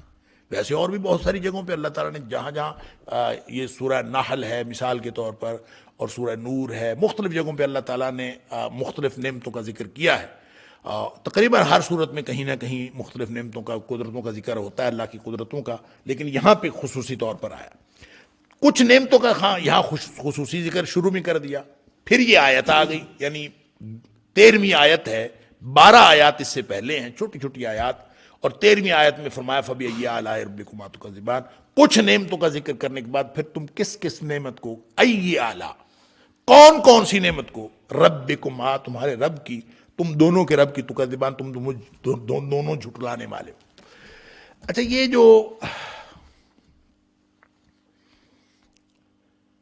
تثنیہ بیان ہوا ہے، ربکما، تم دونوں کے، اور دو گروہ، تکذبان، تم دونوں جھٹلاتے ہو، کس کس چیز کو تم جھٹلاتے ہو؟ تو یہ دو گروہ جو بیان ہوئے ہیں، اسی سے سارے تقریباً مفسرین نے یہ مراد لیا ہے کہ اس سے مراد جن اور انسان ہے، اور یہ پھر خاص صورت ہے جس میں جنوں اور انسانوں دونوں کو مخاطب کیا گیا ہے۔ ویسے تو جنوں انسانوں کو مخاطب نہیں کیا، تو چونکہ جن اور انسان دونوں ہی مکلف ہیں، تو اس کا مطلب ہے جہاں قم کہا جاتا ہے، تم کہہ کے مخاطب کیا جاتا ہے، اور جہاں بھی یا ایھا الذین آمنوا کہہ کے مخاطب کیا جاتا ہے، یا ایھا الناس کہہ کے مخاطب کیا جاتا ہے، تو اس میں انسان اور جن سارے شامل ہوتے ہیں۔ مومن، یا ایھا الذین آمنوا، اس میں مومن انسان بھی ہیں، مومن جن بھی ہیں، اور اسی طرح یا ایھا الناس، اس میں انسان، عام انسان بھی ہیں، اور اس میں عام جن بھی ہیں، سارے اس سے مراد ہیں۔ اور خاص طور پر بھی یہاں اللہ تعالیٰ نے آگے یہ بھی فرما دیا کہ یا معشر الجن والانس، اس نے اور وضاحت کر دی کہ جنوں، یا معشر الجن، معشر کہتے ہیں ایسی جماعت کو جو ایک مضبوط جماعت ہو، تو یا معشر الجن والانس، اے جنوں اور انسانوں کی مضبوط جماعت بتاؤ، اور تم جو ہے اگر کر سکتے ہو تو زمین و آسمان سے نکل جاؤ، یا معشر الجن والانس ان استطعتم ان تنفذوا من اقطار السماوات والارض فانفذوا، نکل کے دکھاؤ، زمین و آسمان کے دائرے سے نکل سکتے ہو تو۔ اللہ اکبر۔ اچھا، اب وہاں جو جنوں اور انسانوں کو خاص طور پہ ظاہری طور پہ واضح الفاظ میں مخاطب کر دیا، یہاں پہ دو کی بات ہوئی، تو گویا ان دو سے مراد جن اور انسان ہے۔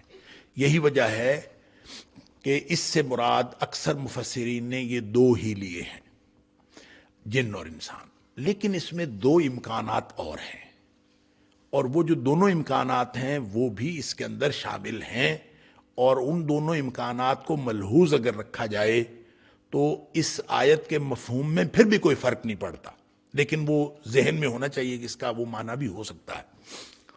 مثلا اس میں ایک پہلا معنی تو یہ ہے کہ کما جو ہے دو لوگ، اس دو میں اللہ تعالیٰ نے یہاں تو وضاحت نہیں کی کما کون کون سے دو لوگ ہیں، تو کذبان تم کون کون سی نعمت کو جھٹلاؤ۔ تو کما تثنیہ وہ ہے کہ ہر جگہ پہ آپ کو دو قسم کے لوگ ملتے ہیں، ایک مومن ہوتے ہیں ایک کافر ہوتے ہیں، تو دونوں کو مخاطب کیا گیا ہے فَبِأَيِّ آلَاءِ رَبِّكُمَا تُكَذِّبَانِ، کہ مومنوں اور کافروں تم اللہ کی نعمتوں کون کون سی نعمتوں کو جھٹلاؤ۔ یا اسی طرح سے دنیا میں کسی بھی طرح آپ جاتے ہیں تو آپ کو دو قسم کے لوگ ملتے ہیں، عقل مند بھی بیوقوف بھی، تو فَبِأَيِّ آلَاءِ رَبِّكُمَا تُكَذِّبَانِ، تو ان دونوں کو مخاطب کیا گیا ہے۔ یا آپ کو نیک اور بد ملتے ہیں، فَبِأَيِّ آلَاءِ رَبِّكُمَا تُكَذِّبَانِ، یہ بھی دونوں سے۔ اسی طرح گورے اور کالے ہم کہتے ہیں، کچھ لوگ جو ہیں وہ وائٹ ہیں، وائٹ سکن والے ہیں، کچھ لوگ جو ہیں وہ ڈارک سکن والے ہیں، تو یعنی سرخ و سفید یہ ایک الگ مخلوق ہے، اور جو کالے ڈارک سکن والے ہیں الگ مخلوق ہیں، تو یہ دونوں بھی مراد ہو سکتے ہیں۔ علی ھذا القیاس، یہ تثنیہ جو ہے اس میں انسانوں ہی کی مختلف قسمیں موجود ہیں جن کو مخاطب کیا گیا ہے، اور یہ ایک نقطہ نظر مفسرین کا موجود ہے، اور یہ بہت ہی قرین قیاس ہے۔ میں نے عرض کیا کہ پہلا جو فَبِأَيِّ آلَاءِ رَبِّكُمَا تُكَذِّبَانِ میں اگر جنوں اور انسانوں کو شامل کر لیا جائے تو ٹھیک بات ہے، یہ درست ہے، اور یہ واضح بھی ہوتا ہے اس خطاب سے کہ یا معشر الجن والانس، لہٰذا یہ تو ایک مفہوم ہے۔ دوسرا مفہوم یہ ہے کہ اس میں انسانوں ہی کی دو قسمیں ہیں کہ کون کون سی نعمتوں کو جھٹلاؤ۔ اچھا، اور یہ دو قسمیں آپ کو ہر جگہ پہ ملتی ہیں، تو انسان ہی اس سے مراد، اگر انسان ہی اس سے مراد لے لیے جائے تو پہلے میں بات یہ عرض کر چکا ہوں کہ جب انسانوں کو خطاب کیا جاتا ہے پورے قرآن میں تو اس انسانوں کے خطاب میں جن آٹومیٹیکلی شامل ہیں، کیونکہ جنوں کے لیے الگ نبی کوئی نہیں آیا، نبی اکرم صلی اللہ علیہ وسلم ہی جنوں اور انسانوں کے نبی۔ اچھا، بعض نے کہا کہ جنوں کے لیے کبھی کوئی جنوں میں سے کبھی نبی ہو ہی نہیں سکتا، تو انسانوں کے پیدا ہونے کے بعد تو نہیں ہوا، یہ تاریخی حقیقت ہے۔ اور انسانوں کے پیدا ہونے سے پہلے جب اس دنیا میں رہتے ہی جن تھے تو اس وقت ہو سکتا ہے ان میں نبی آئے ہوں، کیونکہ اللہ تعالیٰ فرماتا ہے کہ ام من امت الا خلا فیہا نذیر، کوئی امت ایسی نہیں گزری جس میں ہم نے ڈرانے والا نہ بھیجا ہو۔ تو یہ کیسے ہو سکتا ہے کہ اس سے پہلے جن دنیا میں بستے تھے اور اللہ نے ان کو ڈرانے والا بھیجا ہی نہیں تھا؟ یہ کیسے ہو سکتا ہے؟ ابلیس جو نیک جن تھا، جو اپنے نیکی اور تقوی اور زہد کی وجہ سے وہ فرشتوں کے ساتھ جا شامل ہوا تھا، تو وہ کیسے نیک ہو گیا؟ اس کو نیکی بدی کا تصور کہاں سے ملا؟ تو اس کا مطلب کوئی ڈرانے والا تو آیا ہوگا۔ تو اس سے مراد یہ ہے کہ اگر ما قبل جو تاریخ ہے انسانوں کے، آدم علیہ السلام سے ما قبل جو تاریخ ہے، اس جب صرف جن دنیا میں تھے اس وقت ان کے اندر کوئی نبی آیا ہو تو آیا ہو، لیکن جب سے آدم علیہ السلام پیدا ہو گئے تو اللہ تعالیٰ نے آدم علیہ السلام کو فضیلت اور فوقیت دی، نہ صرف جنوں کے اوپر بلکہ فرشتوں کے اوپر بھی فوقیت دی۔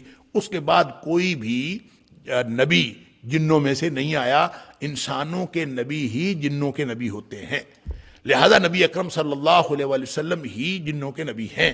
اور اسی وجہ سے سورہ احقاف کے اندر ہم نے پڑھا کہ جنوں نے نبی کریم صلی اللہ علیہ وسلم سے قرآن پڑھ کے، قرآن سن کے انہوں نے جو ہے اس ایمان کا اظہار کیا۔ اب یہ جو یعنی جب ہم اس سے ان کما سے مراد مومن کافر، نیک بد، گورے کالے سب یہ مراد لیتے ہیں، تو اس میں جب یعنی انسانوں ہی کے دو گروہ مراد لیتے ہیں تو اس میں جنوں کے دو گروہ بھی شامل ہیں، یعنی نیک جن اور بد جن، مومن جن اور کافر جن، یہ وہ بھی سارے اس کے اندر شامل ہوں گے۔ لیکن کما سے مراد جو ہے نا، ہم خطاب کن کو ہے؟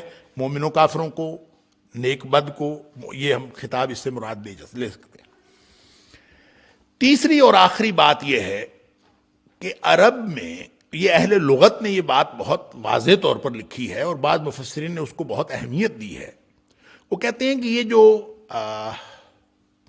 تثنیہ ہے نا، تثنیہ عربوں کے ہاں اسلوب ہے کہ وہ بعض اوقات صرف سٹریس کے لیے اور بات میں وزن پیدا کرنے کے لیے اس کو تثنیہ کے طور پر استعمال کرتے ہیں، یعنی جو صیغہ ہے وہ تثنیہ کا استعمال کرتے ہیں۔ مثال اس کی ایک یہ ہے کہ جیسے سورہ قاف کے اندر ہم پڑھ آئے ہیں القیا فی جہنم، داخل ہو جاؤ، داخل کر دو ان کو جہنم میں۔ اب القیا، تم دونوں داخل کر دو ان کو جہنم میں، القیا، اب یہ دونوں کے لیے ہے۔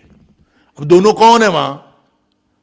اس سے پیچھے ذکر ہوا ہے سائق و شہید، ایک جو سائق ہے جو اس کو لے کے چلنے والا، اور ایک گواہ جو اس کے ساتھ گواہ ہے۔ اب وہ ظاہر ہے تو دونوں فرشتے، اب یا تو ان دونوں کو کہا گیا کہ تم دونوں اس کو جہنم میں ڈال دو، یا پھر کسی ایک کو ہی حکم ہے، یا پھر یہ مبالغے کے لیے ہے۔ تو بعض نے کہا ہے کہ یہ مبالغے کے لیے ہے۔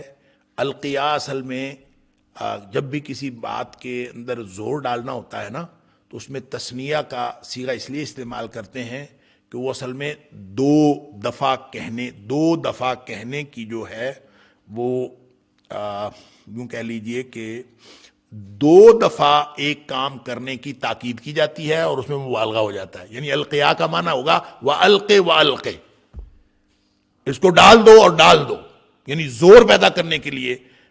تو عربی میں اسلوب یہ ہے القیا کہہ دیا جاتا ہے اکٹھا ہی، القیا، اس کو ڈال دو، یعنی ہر صورت میں ڈال دو۔ تو یہ کہنا کہ اس کو جہنم میں ڈال دو، یہ زور پیدا کرنے کے لیے تثنیہ کا استعمال ہوا ہے، وگرنہ یہ ایک ہی فرشتے کو کہا جا رہا ہے کہ تم اس کو جہنم میں ڈال دو۔ تو تاکید پیدا کرنے کے لیے اور زور پیدا کرنے کے لیے تثنیہ کا صیغہ استعمال ہوتا ہے، اور یہ عرب کے اندر اسلوب پایا جاتا ہے۔ ہو سکتا ہے یہی مراد، ایک مراد تو یہ القیا، سائق اور شہید، ان کو کہا جا رہا ہے اس کو جہنم میں ڈال دو، ایک یہ ہے کہ اس کو۔ تو قرآن میں یہ گنتی کے اعتبار سے ہم کہیں کہ یہ اس سے مراد، تثنیہ سے مراد لازمی طور پر دو لوگ ہی ہیں۔ جب تثنیہ ہے، جیسے ہم عمومی اسلوب اختیار کرتے ہیں کہ واحد، تثنیہ اور جمع، واحد ایک ہوتا ہے گنتی کے اعتبار سے، تثنیہ دو ہوتے ہیں گنتی کے اعتبار سے، جمع تین یا تین سے زیادہ ہوتے ہیں گنتی کے اعتبار سے۔ تو قرآن میں جو کچھ بھی استعمال ہوا ہے وہ لازماً اس گنتی کے اعتبار سے نہیں ہے، صرف مبالغے اور تاکید کے اعتبار سے بھی ہو سکتا ہے۔ اس کی ایک مثال یہ ہے کہ جیسے اللہ تعالیٰ سورہ ملک کے اندر فرماتا ہے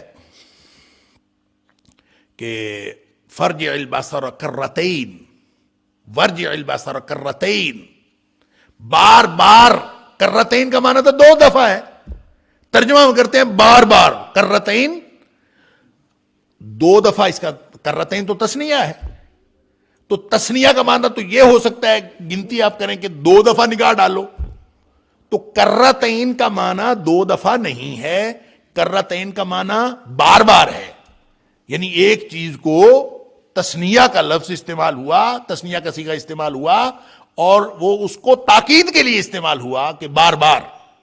تو اس کا مطلب یہ ہے کہ یہ جو فَبِأَيِّ آلَاءِ رَبِّكُمَا تُكَذِّبَانِ ہے، یہاں بھی جو تثنیہ استعمال ہوا ہے، یہ اصل میں صرف تاکید کرنے کے لیے اللہ کریم نے استعمال فرمایا ہے، اور اس سے مراد واحد فرد ہی ہے، انسان ہی اس سے مراد ہے، اس کے علاوہ کوئی اس سے مراد نہیں۔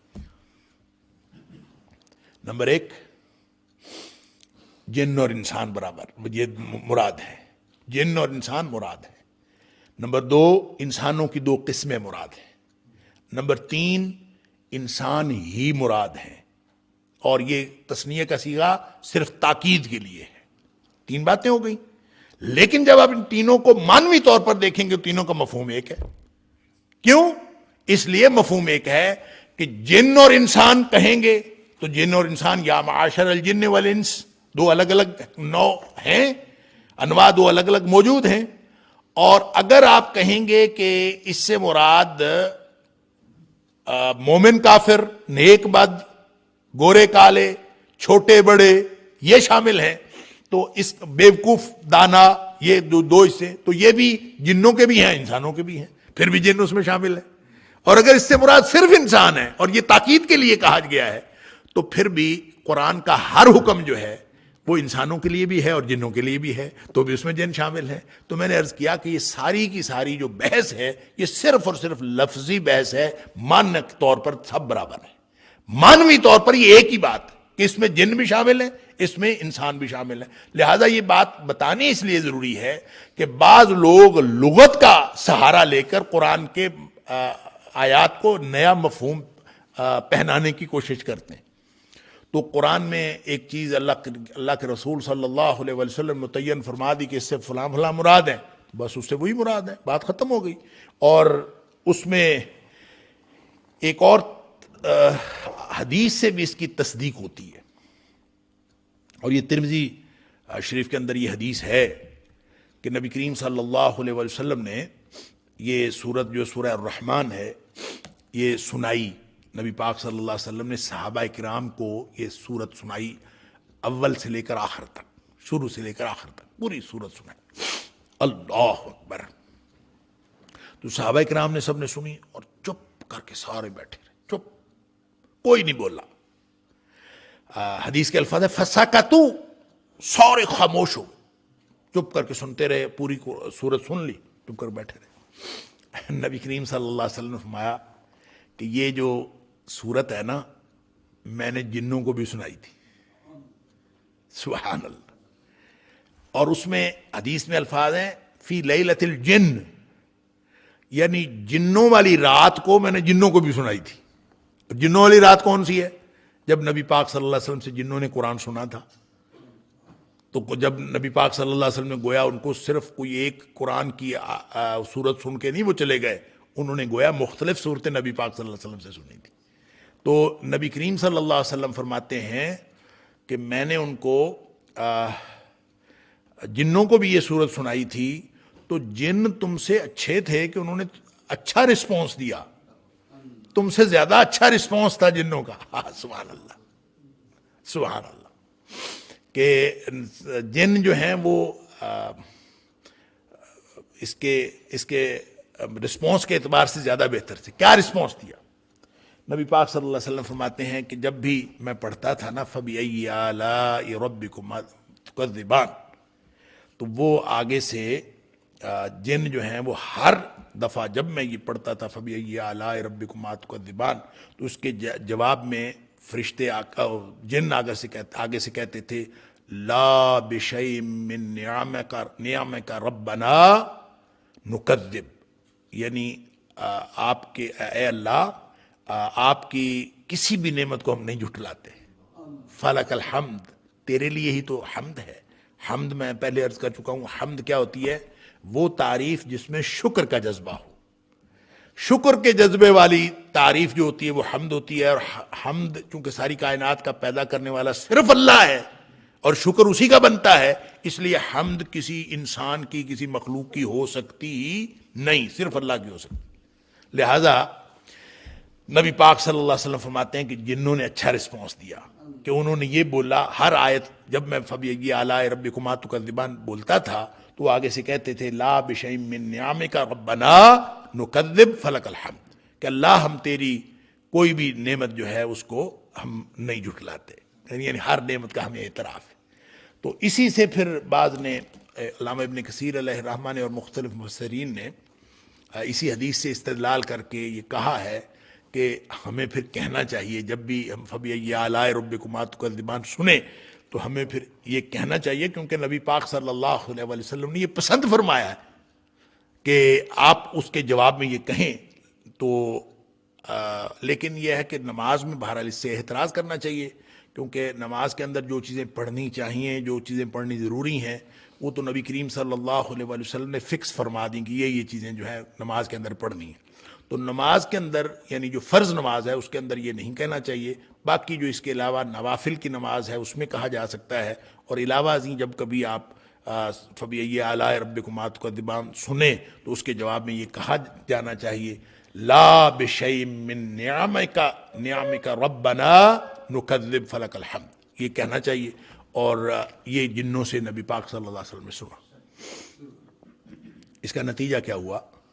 نتیجہ یہ نکلا کہ یہ بات تو فکس ہو گئی کہ جب فَبِأَيِّ آلَاءِ رَبِّكُمَا تُكَذِّبَانِ کہا جا رہا ہے تو یہ جنوں اور انسانوں سے کہا جا رہا ہے، اسے جن اور انسان ہی مراد ہے۔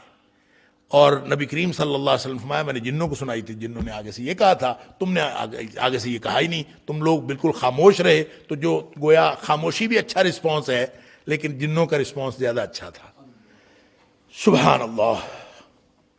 تو فَبِأَيِّ آلَاءِ رَبِّكُمَا تُكَذِّبَانِ، تو اس کے بارے میں پہلے عرض کر چکا ہوں 31 مرتبہ یہ، یعنی سب سے زیادہ ترجیح جو ہے، ترجیح کہنا ہے دہرانا، سب سے زیادہ اگر کوئی آیت دہرائی گئی ہے تو اس صورت میں یہ آیت ہے فَبِأَيِّ آلَاءِ رَبِّكُمَا تُكَذِّبَانِ، اور یہ 31 مرتبہ دہرائی گئی ہے۔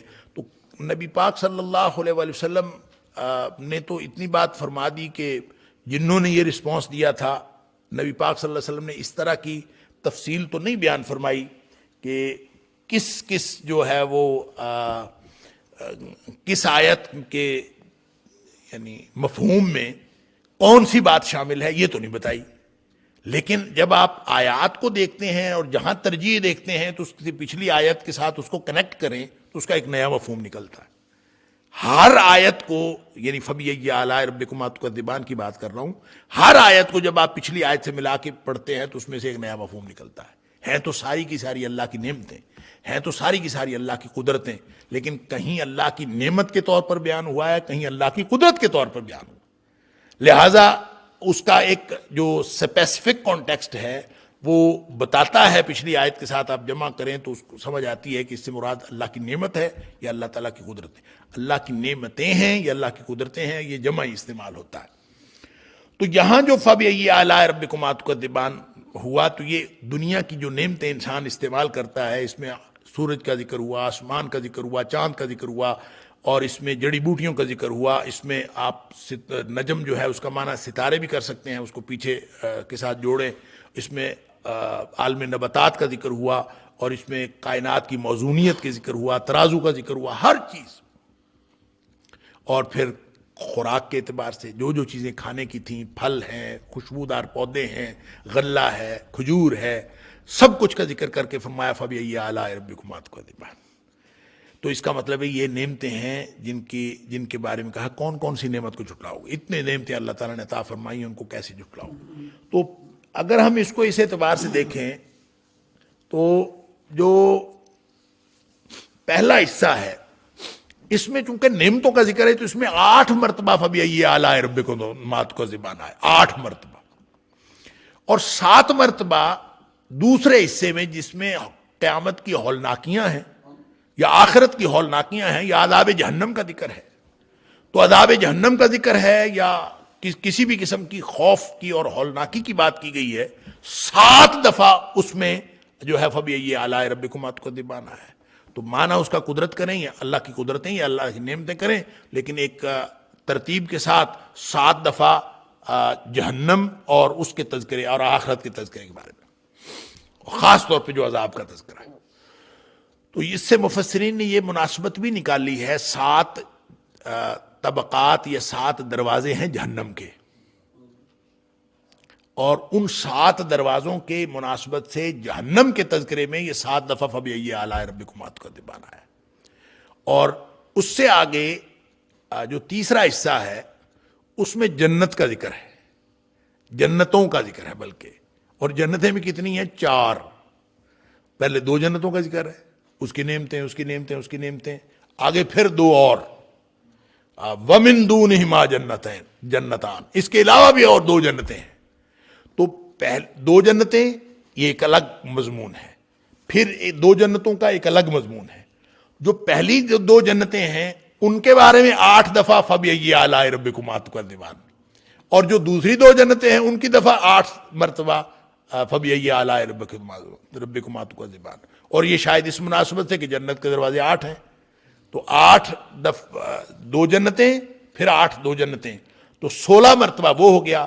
8 پہلی جو دنیا کی نعمتیں ان کے اعتبار سے، تو یہ بن کے 8 اور 8 16 اور 8 24، اور پھر 7 دفعہ جو ہے وہ ہو گیا جہنم کے مضمون میں، تو یہ ٹوٹل 31 مرتبہ، اس طرح سے یہ 31 مرتبہ آیا ہے، اور ہر مرتبہ کا ایک خاص مفہوم ہے، اور اس خاص مفہوم کے ساتھ ہی آپ اس کو سمجھ سکتے ہیں. اگر ترجمہ اگرچہ ترجمہ ایک ہی ہے اور وہ ہے فَبِأَيِّ آلَاءِ رَبِّكُمَا تُكَذِّبَانِ، کہ پس تم کون کون سی نعمتوں یا قدرتوں کو اپنے رب کی کون کون سی نعمتوں اور قدرتوں کو جھٹلاؤ گے.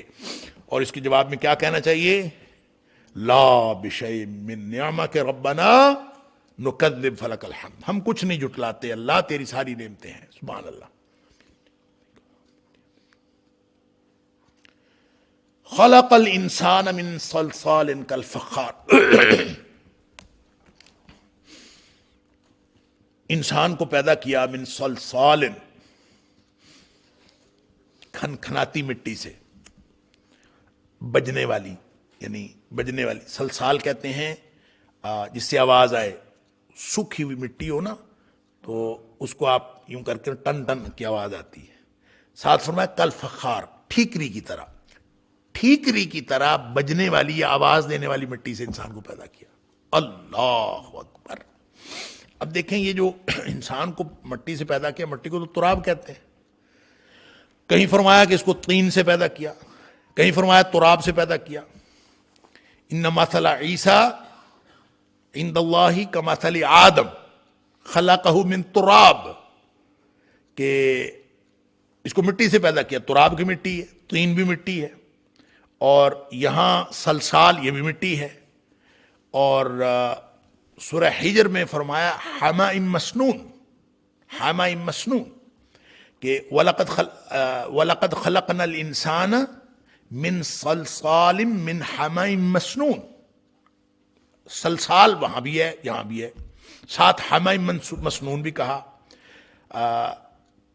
ہم اس کا ترجمہ کرتے ہیں بدبودار مٹی سے پیدا کیا، بدبودار کیچڑ سے پیدا کیا، بدبودار سیاہ مٹی سے پیدا کیا.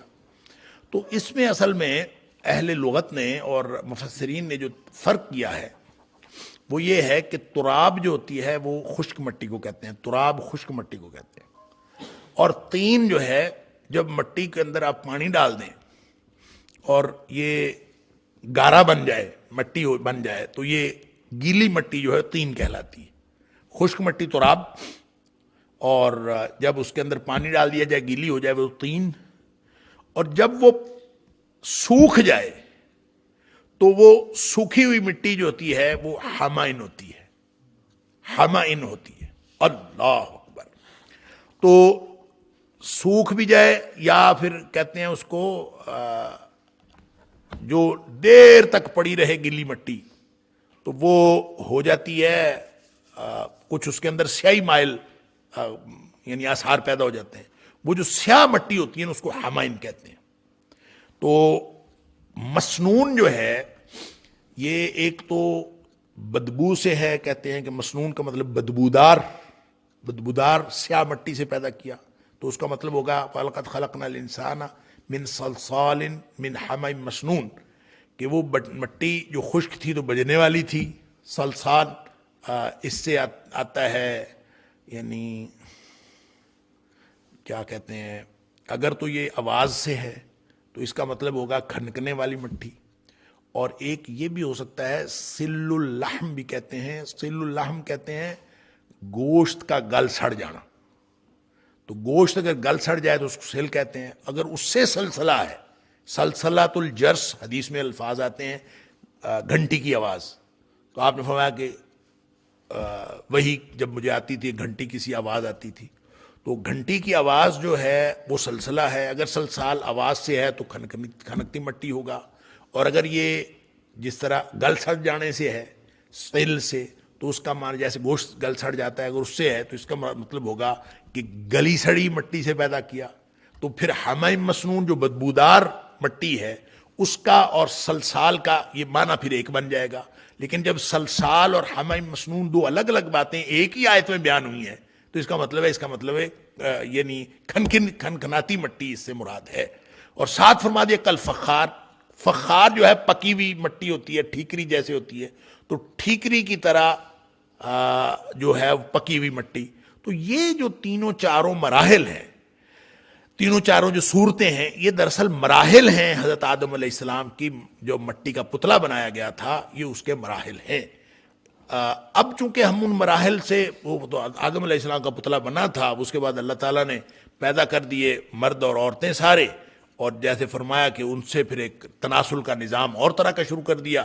ابتدا مٹی سے ہوئی تھی، اور اب جو ہے وہ نظام، جیسے اللہ تعالیٰ فرماتا ہے کہ انا خلقناکم، کیا اعوذ باللہ من الشیطان، یا ایھا الناس، یا اعوذ باللہ، یا ایھا الناس اعبدوا ربکم الذی خلقکم من نفس واحدہ وخلق منها زوجها وبث منہما رجالا کثیرا ونساء.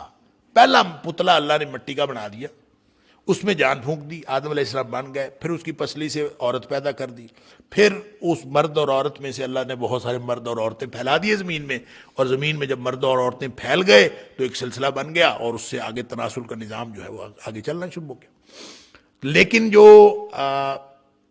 ابتدا جو آدم علیہ السلام کے پیدا ہونے کی ہے، اس کے مختلف مراحل ہیں. گویا پہلے خشک مٹی تھی، پھر اس کو گوندا گیا، پھر اس کو رکھا گیا، پھر وہ سیاہ ہو گئی، پھر وہ بدبودار کیچڑ بن گیا، پھر اس کیچڑ سے اللہ تعالیٰ نے اس کو بنایا. پھر بنانے کے بعد وہ پتلا جو پڑا رہا، وہ جب پڑا رہا تو پھر اس کو وہ ایک کھنکتی مٹی کی طرح ہو گیا، اور وہ جیسے ٹھیکری بجتی ہے اس طرح اس میں سے آواز آتی تھی. یہ گویا آدم علیہ السلام کے پتلے کے بنائے جانے کے مختلف مراحل ہیں. وَخَلَقَ الْجَانَّ مِن مَّارِجٍ مِّن نَّارٍ، یعنی انسانوں کو ایسے بنایا مٹی سے. اور وَخَلَقَ الْجَانَّ، جان جن کی جمع ہے، اور جنوں کو بنایا مِن مَّارِجٍ مِّن نَّارٍ، آگ کے شعلے سے. مارج کہتے ہیں وہ شعلہ آگ کا، جب کوئی بھی کسی بھی جگہ آگ جلی ہوئی ہوتی ہے تو جو بالکل آخر پہ اوپر والا شعلہ ہوتا ہے، یعنی نیچے سے آگ کا رنگ اور ہوتا ہے، اور بالکل شعلے کی اوپر والی دم جو ہوتی ہے نا، اوپر والی، وہ آپ دیکھیں گے تو اس کا رنگ اور ہوتا ہے. اور وہ رنگ کس طرح کا ہوتا ہے اس کو بہت غور سے دیکھو. کبھی گرین لگتا ہے، کبھی وہ بلو لگتا ہے، کبھی وہ یلو سا لگتا ہے. تو وہ گویا مختلف جو رنگ ہیں ان سے ملا جلا ہوتا ہے. تو لیکن اس میں دھواں نہیں ہوتا، دھواں اس کے اوپر ہوتا ہے، الگ ہوتا ہے. دھواں یا تو نیچے سے نکل رہا ہوتا ہے یا وہ الگ جا رہا ہوتا ہے، لیکن وہ جو شعلہ ہوتا ہے وہ بغیر دھوئیں کے ہوتا ہے، اور وہ بالکل ایک یوں کہہ لیجئے کہ ملے جلے رنگ کا. تو مارج اس شعلے کو کہتے ہیں جو ملا جوا ہو. مرج ویسے بھی ماراجا کا مطلب ہوتا ہے مکس کر دینا، کسی کو ملا دینا. تو جیسے ماراج البحرین، دو سمندروں کو ملانا. تو مارج کا مطلب ہوتا ہے وہ شعلہ، آگ کا وہ شعلہ جو ملے جلے رنگوں کا ہوتا ہے. تو اس شعلے سے اللہ تعالیٰ نے، یعنی خالص شعلے سے، اس میں دھواں نہیں ہے، اس سے اللہ تعالیٰ نے جنوں کو بنایا. فَبِأَيِّ آلَاءِ رَبِّكُمَا تُكَذِّبَانِ. اب اس کا تعلق انسان کی تخلیق کی، جو تخلیق کے مراحل سے ہے. آپ ذرا دیکھیں تو صحیح کہ مٹی آپ کے سامنے پڑی ہوتی ہے، آپ بنا نہیں سکتے، آپ جو مرضی کر لیں آپ نہیں بنا سکتے. اللہ نے مٹی سے انسان بنا دیا. اب انسان کو جب آگے سلسلہ بنایا ہے تو وہ بھی حیران کن ہے. یعنی حقیر قطرہ آب جو ہے، جس کو سورہ دہر میں فرمایا من نطفہ، کہ اللہ تعالیٰ نے نطفے سے انسان کو پیدا کیا. تو وہ جو نطفہ بنتا ہے وہ بھی خلاصہ ہے اس خوراک کا. جو خوراک انسان حاصل کرتا ہے وہ خلاصہ ہے خون کا، اور خون بنتا ہے اس خوراک سے جو خوراک انسان حاصل کرتا ہے زمین سے. تو گویا وہ بھی زمین، اس کا تعلق بھی مٹی کے ساتھ ہے. تو برآمد جو ہوتا ہے انسان خلاصہ مٹی کے طور پر، اسی خلاصے سے انسان کو آگے بنایا، پیدا کیا. تو اس کا مطلب ہے مٹی سے انسان آگے سے آگے چل رہا ہے، اور یہ جو سلسلہ چل رہا ہے اس کا تعلق بھی مٹی کے ساتھ ہے. اس تخلیق پر کہ اللہ تعالیٰ نے اس کو ایک حقیر قطرہ آب سے جیتا جاگتا انسان بنا دیا، سوائے اللہ کی نعمت اور قدرت کے شکر کے اور کچھ بنتا نہیں ہے. انا خلقنا الانسان من نطفۃ امشاج نبتلیہ فجعلناہ سمیعا بصیرا. اس کو سنتا دیکھتا چاہتا انسان ہم نے بنا دیا. اللہ اکبر، کیسے اس کے اندر یہ خصوصیات پیدا ہوئی، یہ کیسے ہوا. فبأي آلاء ربكما تكذبان، کس نعمت کا اللہ تعالیٰ کا تم کو جھٹلاؤ گے. رب المشرقین و رب المغربین، وہ مشرقین کا بھی رب ہے اور مغربین کا بھی رب. دو مشرق اور دو مغرب. اب حالانکہ مشرق ادھر ہے مغرب ادھر ہے، ہمیں پتہ ہے ایک مشرق ہے ایک مغرب ہے. مشرق اور مغرب کا تذکرہ بھی قرآن میں ہوا. مشرقین اور مغربین کا تذکرہ بھی ہوا، دو مشرق اور دو مغرب، اور مشارق اور مغارب کا تذکرہ بھی ہوا کہ رب المشارق فلا اقسم برب المشارق والمغارب، سورہ معارج کے اندر فرمایا کہ وہ رب ہے مشارق کا، بہت سارے مشرقوں کا، والمغارب بہت سارے مغربوں کا. یہاں فرمایا دو مغرب اور دو مشرق، اور مشرق اور مغرب ہم تو ایک ہی سمجھتے ہیں. ادھر سے مشرق نکلا، ادھر سے ایک مشرق ایک مغرب، مشرق سے سورج نکلتا ہے، مغرب میں غروب ہو جاتا ہے. تو اس کو اگر آپ غور سے دیکھیں، عام شخص بھی اس کو دیکھ سکتا ہے، عام آنکھ سے دیکھ سکتا ہے کہ جس جگہ سے سورج گرمیوں کو نکلتا ہے نا، سردیوں کو وہاں سے نہیں نکلتا، سردیوں کو کسی اور جگہ سے نکلتا ہے. تو کافی فاصلہ ہوتا ہے. یعنی گرمیوں میں اگر وہ کوئی لیفٹ سائڈ سے نکلتا ہے، اگر آپ مشرق کی طرف منہ کر کے کھڑے ہوں، اور سردیوں میں وہ رائٹ سائڈ سے نکلتا ہے، اور وہ کافی اس میں فاصلہ ہوتا ہے. سورج کے طلوع ہونے میں سردیوں کی جگہ اور ہے اور گرمیوں کی جگہ اور ہے. ان دونوں مختلف جگہوں کی وجہ سے مشرقین، اور پھر جب وہ ڈوبتا ہے تو سردیوں میں اور جگہ ڈوبتا ہے، گرمیوں میں اور جگہ ڈوبتا ہے. یہ اللہ تعالیٰ نے اس کا نظام بنایا ہے. تو وہ اس اعتبار سے رب المشرقین و رب المغربین، دو مشرقوں کا رب ہے اور دو مغربوں کا رب ہے. اور جہاں تک مشارق اور مغارب کا تعلق ہے، مشارق اور مغارب یہ ہے کہ جب آپ وہ جو دو جگہ آپ دیکھتے ہیں، گرمیوں میں بالکل اور طرح کی جگہ ہوتی ہے اور سردیوں میں اور جگہ، تو جو پورے سال کے دوران کے دن ہوتے ہیں تو وہ ہر روز سورج اپنی جگہ چینج کرتا ہے. یعنی گرمیوں میں اگر وہ ایکسٹریم لیفٹ سے نکلا ہے تو وہ جو اگلی سردیوں میں ایکسٹریم رائٹ پہ وہ نکلے گا تو وہ پھر اپنی جگہ روز تھوڑی تھوڑی چینج کرتا رہتا ہے، اور 365 دنوں میں جا کے وہ وہاں پہنچتا ہے. تو اس کا مطلب ہے کم از کم 365 مشرق تو ہیں. 300 ہر روز وہ نئی جگہ سے نکلتا ہے. جب وہ ہر روز نئی جگہ سے نکلتا ہے تو یہ مختلف مشارق ہیں. اسی طرح نئی جگہ پہ جا کے غروب ہوتا ہے. وہ دو ایکسٹریمز ہیں، ان دونوں کے درمیان مختلف مراحل ہیں، اور جو 365 دنوں میں جا کے مکمل ہوتے ہیں. جب وہ سردیوں سے گرمیوں کی طرف، یہ گرمیوں سے سردیوں کی طرف، اسی طرح ادھر سے آپ کو وہ فاصلہ جو ہے وہ روزانہ. لہٰذا مشرق جو ہے وہ بھی کئی ہیں اور مغرب بھی کئی ہیں. مشرق دو بھی ہیں اور مغرب دو بھی ہیں. تو اسی طرح ایک مشرق اور ایک مغرب، تینوں معنی اپنے اپنی جگہ پہ درست. ایک ہمارے بزرگ جو ہیں وہ اس کی تفسیر یوں کیا کرتے، اس کو سورج کو کس نے یہ متعین کیا، کس نے یہ سارا سسٹم بنایا. فَبِأَيِّ آلَاءِ رَبِّكُمَا تُكَذِّبَانِ. یہاں ہم ترجمہ کریں گے پس کون کون سی اپنے رب کی قدرتوں کو تم جھٹلاؤ گے. یہاں آلہ کا معنی قدرتیں کریں گے. مرج البحرین یلتقیان، کہ اس نے دو سمندروں کو ملایا. مرج البحرین، دو سمندروں کو اس نے ماراجا، اس نے ملا دیا ہے، یا یوں کہہ لیجئے کہ جاری کر دیا ہے. ماراجا اس نے جاری کر دیا ہے یا اس نے چلا دیا. ماراج البحرین، دو سمندر چلا دیے. یلتقیان، وہ دونوں ملتے ہیں آپس میں، اور ایسے ملتے ہیں کہ بینہما برزخ لا یبغیان، یعنی دونوں مل بھی رہے ہیں اور ان کے درمیان میں ایک پردہ ہے، اور دونوں ایک دوسرے میں داخل نہیں ہوتے ہیں، الگ الگ جاری اس نے کیے ہیں. اللہ اکبر. اب یہ بڑی عجیب و غریب بات ہے کہ دو جاری کیے ہیں، آپس میں ملتے نہیں ہیں، ملتے بھی ہیں تو ایک دوسرے کے اندر داخل نہیں ہوتے ہیں. تو اس سے کیا مراد ہے؟ اس سے عام طور پر ہمارے ہاں جو سمجھا جاتا ہے، اور ویڈیوز کے اندر بھی ہم نے دیکھا کہ وہ مقامات جہاں سمندر کے مختلف طرح کے پانی ہوتے ہیں اور وہ آپس میں ساتھ ملے ہوتے ہیں، ایک طرف کا گدلا پانی ہے، ایک طرف کا ستھرا پانی ہے، اور دونوں کی وہ جو حد فاصل ہے آپ کو نظر آ رہی ہوتی ہے. اور بہت ساری ویڈیوز بھی اس کے اوپر بنی ہوئی ہیں، ہم دیکھتے بھی ہیں. تو اس کو اللہ تعالیٰ کی قدرت کی نشانی سمجھا جاتا ہے. یہ درست ہے.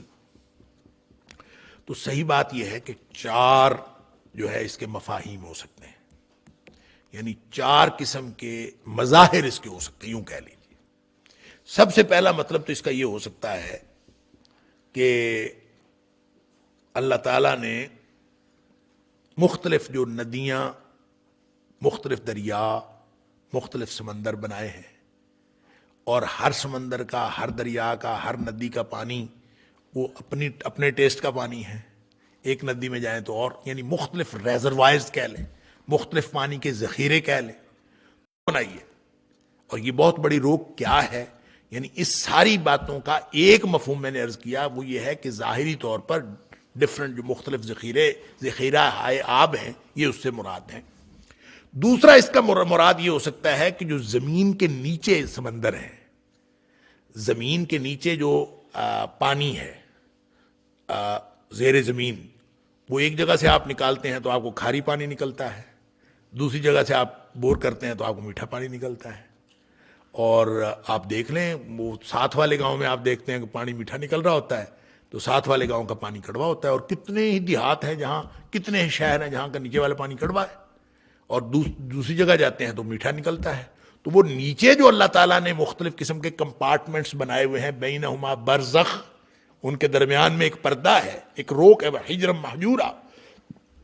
لہٰذا اس سے مراد، دوسرا معنی اس سے مراد یہ ہو سکتا ہے کہ جو زمین، زیر زمین پانی ہے، اس کے مختلف اللہ تعالیٰ نے بنا رکھے ہیں، ان کو باہم ملایا بھی ہے، ایک یعنی اس اعتبار سے ملے ہوئے ہیں کہ فاصلے کے اعتبار سے قریب قریب ہیں، لیکن اس کے درمیان میں پردہ ہے. اور پردہ ایسا ہے کہ آپ یہاں کرتے ہیں تو اچھا یہ نا، ایک تو یہ ہاریزنٹلی پانی جو ہے یہاں اور ہے، یہاں اور ہے، ایک یہ نیچے بھی پانی کی تہیں ہیں. اور وہ کہتے ہیں کہ، اور یہ جو بور کرنے والے ہوتے ہیں نا، ان کو پتہ ہوتا ہے کہ اس جگہ پہ ہم جاتے ہیں 300 فٹ پہ پانی کڑوا آتا ہے، 400 فٹ پہ اس طرح کا آتا ہے، 700 فٹ پہ جائیں گے تو پانی میٹھا آئے گا. یعنی ان کو پتہ ہوتا ہے، یعنی یہاں ایک لیئر ہے، پھر ایک یہاں لیئر ہے، ایک یہاں لیئر ہے. ہو سکتا ہے کہ یہ جو لیئرز ہیں یہ بھی اس سے مراد ہوں. تو زیر زمین ہاریزنٹلی یا ورٹیکلی اللہ نے جتنے بھی ذخیرہ آب رکھے ہیں، اس سے مراد وہ سمندر ہوں. یہ بھی ایک معنی اس کا ہو سکتا ہے. تیسرا معنی یہ ہو سکتا ہے کہ وہ جو ہم یہ دیکھتے ہیں ویڈیوز وغیرہ میں، دریا آ رہا ہے مثلا، اور دریا کا ایک گدلا پانی ہے، یہ خاص قسم کا پانی ہے، وہ سمندر کے اندر گر رہا ہے. اور جب سمندر کے اندر وہ داخل ہو رہا ہے تو ایک لمبے فاصلے تک، میلوں تک اس نے اپنا وجود برقرار رکھا ہوتا ہے. پانی اس کے اندر شامل ہو رہا ہے لیکن اس نے اپنا وجود برقرار رکھا ہوتا ہے. اور اس کو بعض کا لہریں جو ہیں اوپر لے آتی ہیں، سمندر کے کنارے پہ لے آتی ہیں. تو وہ جو صدف یا سپی کے اندر جو موتی ہوتا ہے اس کو لو لو کہتے ہیں. اور وہ بڑی بڑی سپیاں ہوتی ہیں، جتنا آپ نیچے چلے جاتے ہیں، لوگ غواص جو ہوتے ہیں، غوطہ خور، وہ جا کے نیچے سے وہ سپیاں ڈھونڈتے ہیں، سپیاں کھول کے پھر اس کے اندر سے موتی نکالتے ہیں. تو یہ ان کو کہتے ہیں لو لو.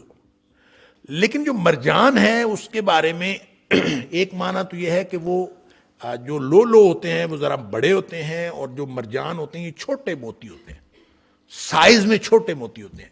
ان چھوٹے موتیوں کو ہی مونگے بھی کہتے ہیں. تو مونگے اور موتی یہ آپ ترجمہ کر سکتے ہیں، بڑے موتی اور چھوٹے موتی. اور بعض مفسرین نے ایک اور بات لکھی ہے کہ مرجان جو ہے نا،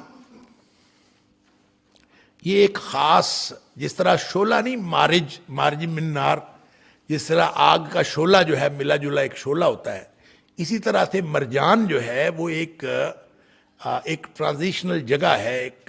ایک یعنی وہ کہتے ہیں ایک پودا پیدا ہوتا ہے سمندر کی تہہ میں، اور اس کے اندر بہت زیادہ خوشبو ہوتی ہے، اور وہ پتھروں کے اندر سے نکلتا ہے. اور وہ جو اس کے نکلنے کی کیفیت ہے، اور موتی بننے اور اس کے پتھر سے نکلنے کا جو درمیانی اس کا جو یعنی اس کی حالت ہے، اس کو مرجان کہتے ہیں. اور وہ انتہائی خوشبودار ہوتی ہے، اور اس کے لیے جو ہے مرجان کا لفظ استعمال کیا. واللہ عالم، ہو سکتا ہے ایسا بھی ہو، لیکن کامن بات یہی ہے کہ مرجان سے مراد بھی موتی ہیں، اللؤلؤ سے مراد بھی موتی ہیں. مرجان چھوٹے موتی ہیں اور لؤلؤ جو ہیں بڑے موتی ہیں، لیکن دونوں کا تعلق ہے پانیوں کے ساتھ، دونوں کا تعلق پانیوں کے ساتھ ہے. اور یہ عام طور پہ جو دیکھا گیا ہے وہ تو یہی ہے کہ یہ جو موتی ہیرے یہ جو جواہرات نکلتے ہیں یہ کھارے پانی سے نکلتے ہیں، جو کھاری سمندر ہے نا ان میں سے نکلتے ہیں، اور یہ میٹھے پانیوں سے نہیں نکلتے۔ عام طور پہ تو یہی دیکھا گیا ہے۔ اللہ تعالیٰ فرماتا ہے کہ یخرج منہما، وہ جو دونوں ہیں نا، دو سمندر ملائے ہوئے ہیں تو دونوں میں سے نکلتے ہیں لولو مرجان۔ ہمارا مشاہدہ یہ ہے کہ وہ ایک میں سے نکلتے ہیں، کھارے سمندروں میں سے نکلتے ہیں، میٹھے پانیوں سے نہیں نکلتے، اور میٹھے پانیوں میں وہ لولو اور مرجان نہیں ہوتے۔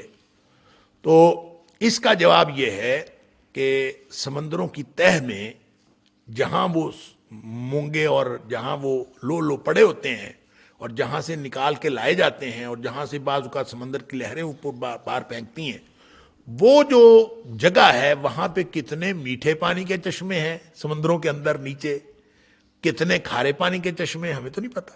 تو سمندروں کے بیچوں بیچ زمین میں تہ سے اللہ تعالیٰ کتنے نکالتا ہے چشمے۔ تو یہ جو یخرج منہما ہے یہ بتا رہا ہے کہ جو موتی اور جواہرات نکلتے ہیں وہ صرف اور صرف کھاری پانی سے نہیں نکلتے، بلکہ ان دونوں کے سنگم سے نکلتے ہیں، اور یہ اللہ تعالیٰ کی قدرت کی یہ بھی نشانی ہے۔ اس لیے یہاں نہ لکھا ہو یا لکھا ہو تو زبان پہ آ جاتا ہے فَبِأَيِّ آلَاءِ رَبِّكُمَا تُكَذِّبَانِ، تو وہ فرماتا ہے کہ کون کون سی نعمتوں کو جھٹلاؤ گے اور کون کون سی اللہ کی قدرتوں کو جھٹلاؤ گے۔ اللہ اکبر۔ تو قدرتوں سے مراد نعمتیں، اور یعنی آلہ سے مراد نعمتیں اور آلہ سے مراد قدرتیں۔ وَلَهُ الْجَوَارُ،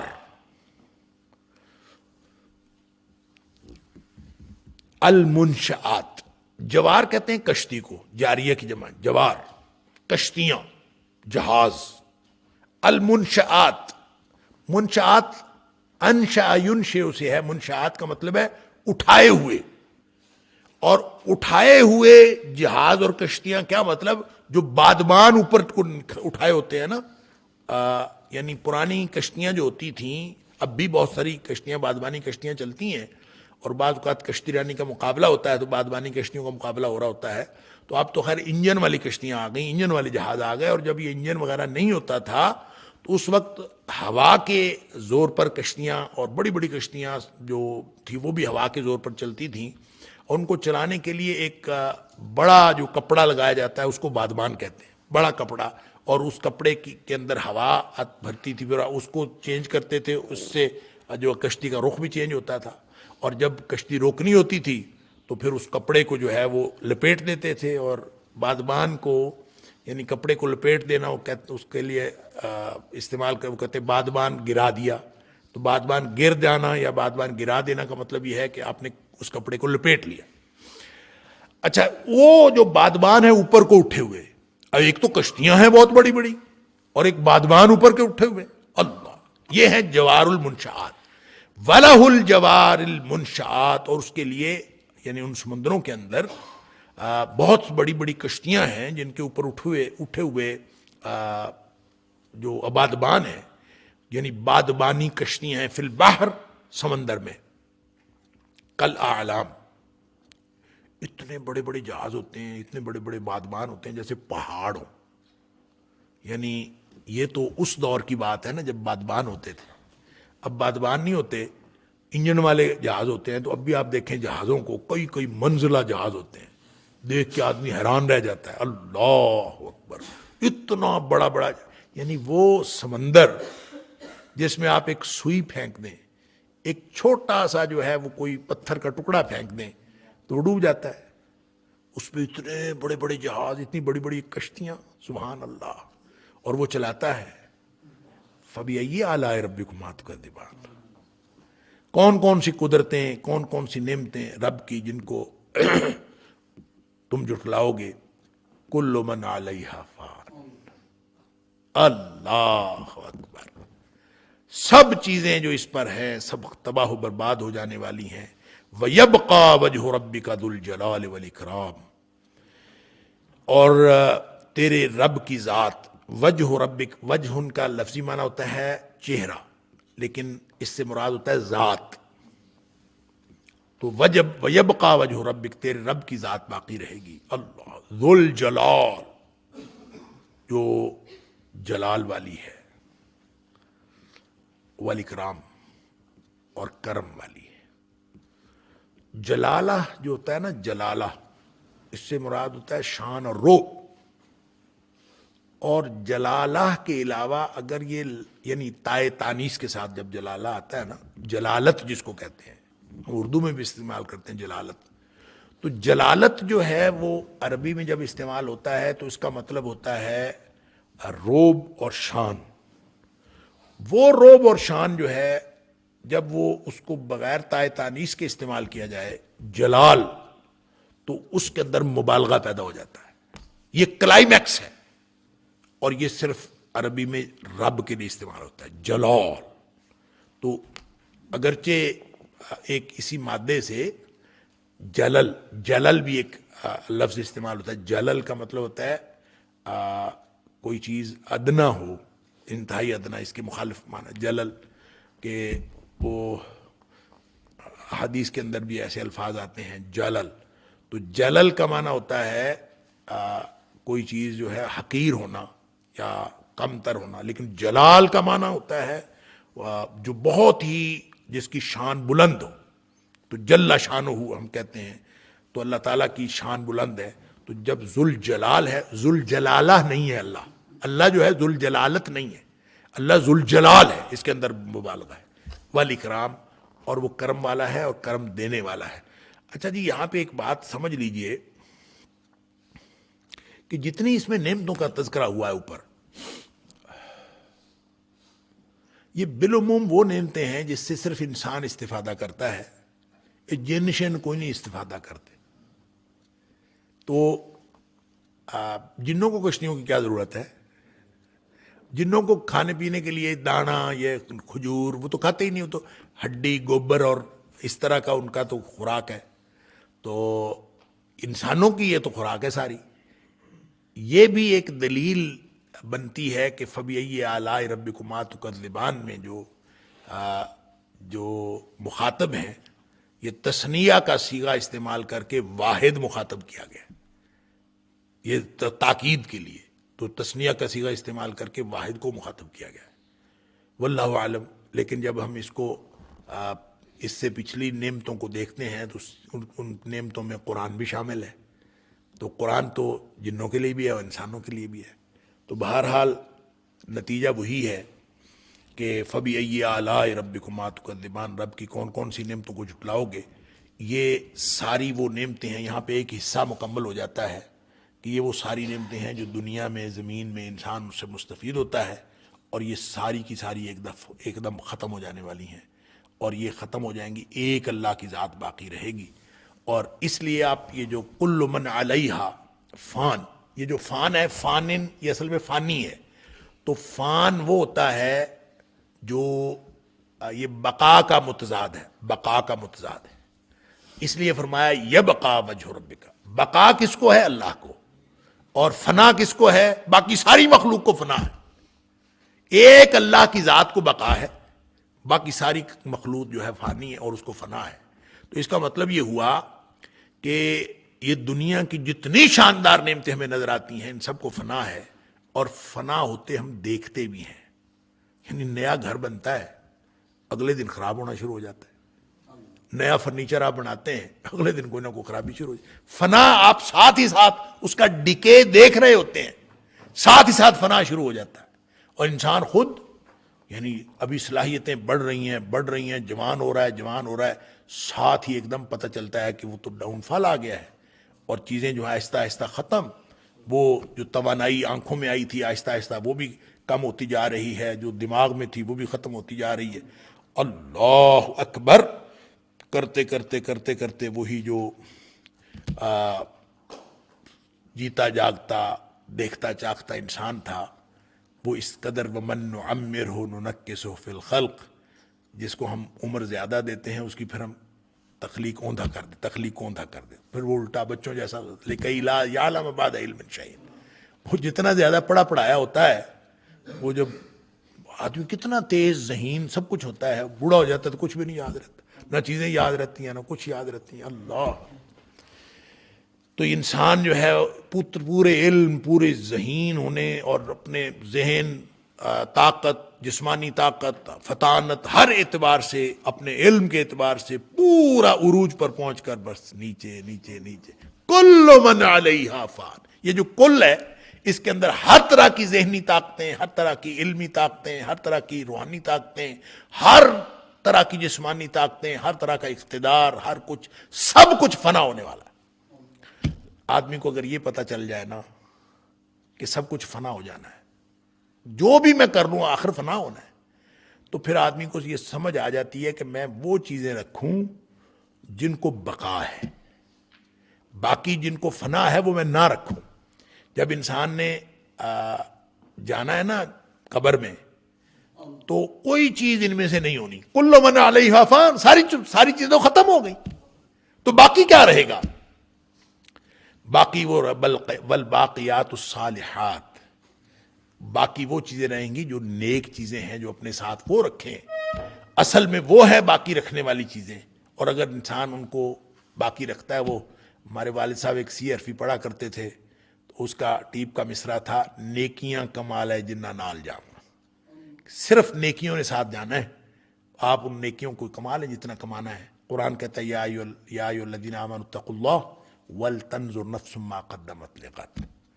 اے ایمان کا دعویٰ کرنے والو، ڈر جاؤ اور ہر شخص اس بات کا حساب کر لے اور آج اندازہ کر لے کہ اس نے کل کے لیے آگے کیا بھیجا ہے، وگرنہ یہاں جو کچھ ہے یہ تو تباہ و برباد ہو جانے والا ہے. ایک مثال میں نے پہلے بھی عرض کی تھی کہ میرے دوست نے مجھے بتایا کہ ایک بچہ تھا، اس کو ہم نے کئی دفعہ کہا داڑھی رکھ لو، تو وہ نہیں رکھتا تھا. نمازی تھا لیکن داڑھی نہیں رکھتا تھا. ہر ایک کا اپنا مزاج ہوتا ہے. تو کہتا ہے ایک دفعہ میں نے دیکھا تو اس کی پوری داڑھی. تو کہتا ہے میں نے اس سے پوچھا کہ یہ کیوں، آپ نے کس چیز نے آپ کو اس بات پر مجبور کیا؟ تو اس نے کہا کہ میں نے کسی درس دینے والے مدرس سے یہ بات سنی کہ اس نے کہا کہ جتنی سنتوں پر تم عمل کر رہے ہو یہ ساری ادھر رہ جانی ہے، ایک سنت ساتھ جانی ہے قبر میں، اور وہ داڑھی ہے. کہتے میں نے جو ہی یہ سنا تو مجھے تو سمجھ آ گئی کہ واقعی بات تو ٹھیک ہے کہ ساتھ تو اس نے جانا ہے، باقی ساری ادھر رہ جائیں گی. تو کہتا ہے میں نے اسی دن سے داڑھی رکھ لی. یہ سمجھانے کا انداز ہوتا ہے. ویسے تو انسان جس سنت پر بھی عمل کرتا ہے اس کا اجر ساتھ جائے گا انشاءاللہ، اور لیکن ظاہری طور پر ایک سنت یہ ہے جو ساتھ جائے گی.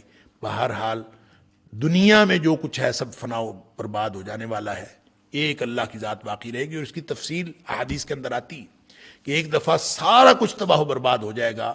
اور قرآن نے بھی کہا سورہ انشقاق کے اندر، سورہ زلزال کے اندر، کہ جب قیامت آئے گی تو سب کچھ ختم ہو جائے گا، زمین کھینچ کر لمبی کر دی جائے گی. اللہ وَإِذَا الْأَرْضُ مُدَّتْ، زمین جو ہے وہ کھینچ کر لمبی کر دی جائے گی، بالکل میدان بن جائے گا، ہر چیز ختم ہو جائے گی. تو جو ختم ہو جانے والی چیزیں ہیں نہ اس سے پیار کرنا چاہیے اور نہ ہی اس کو زندگی کا مقصد بنانا چاہیے. وآخر دعوانا ان الحمد للہ رب العالمین.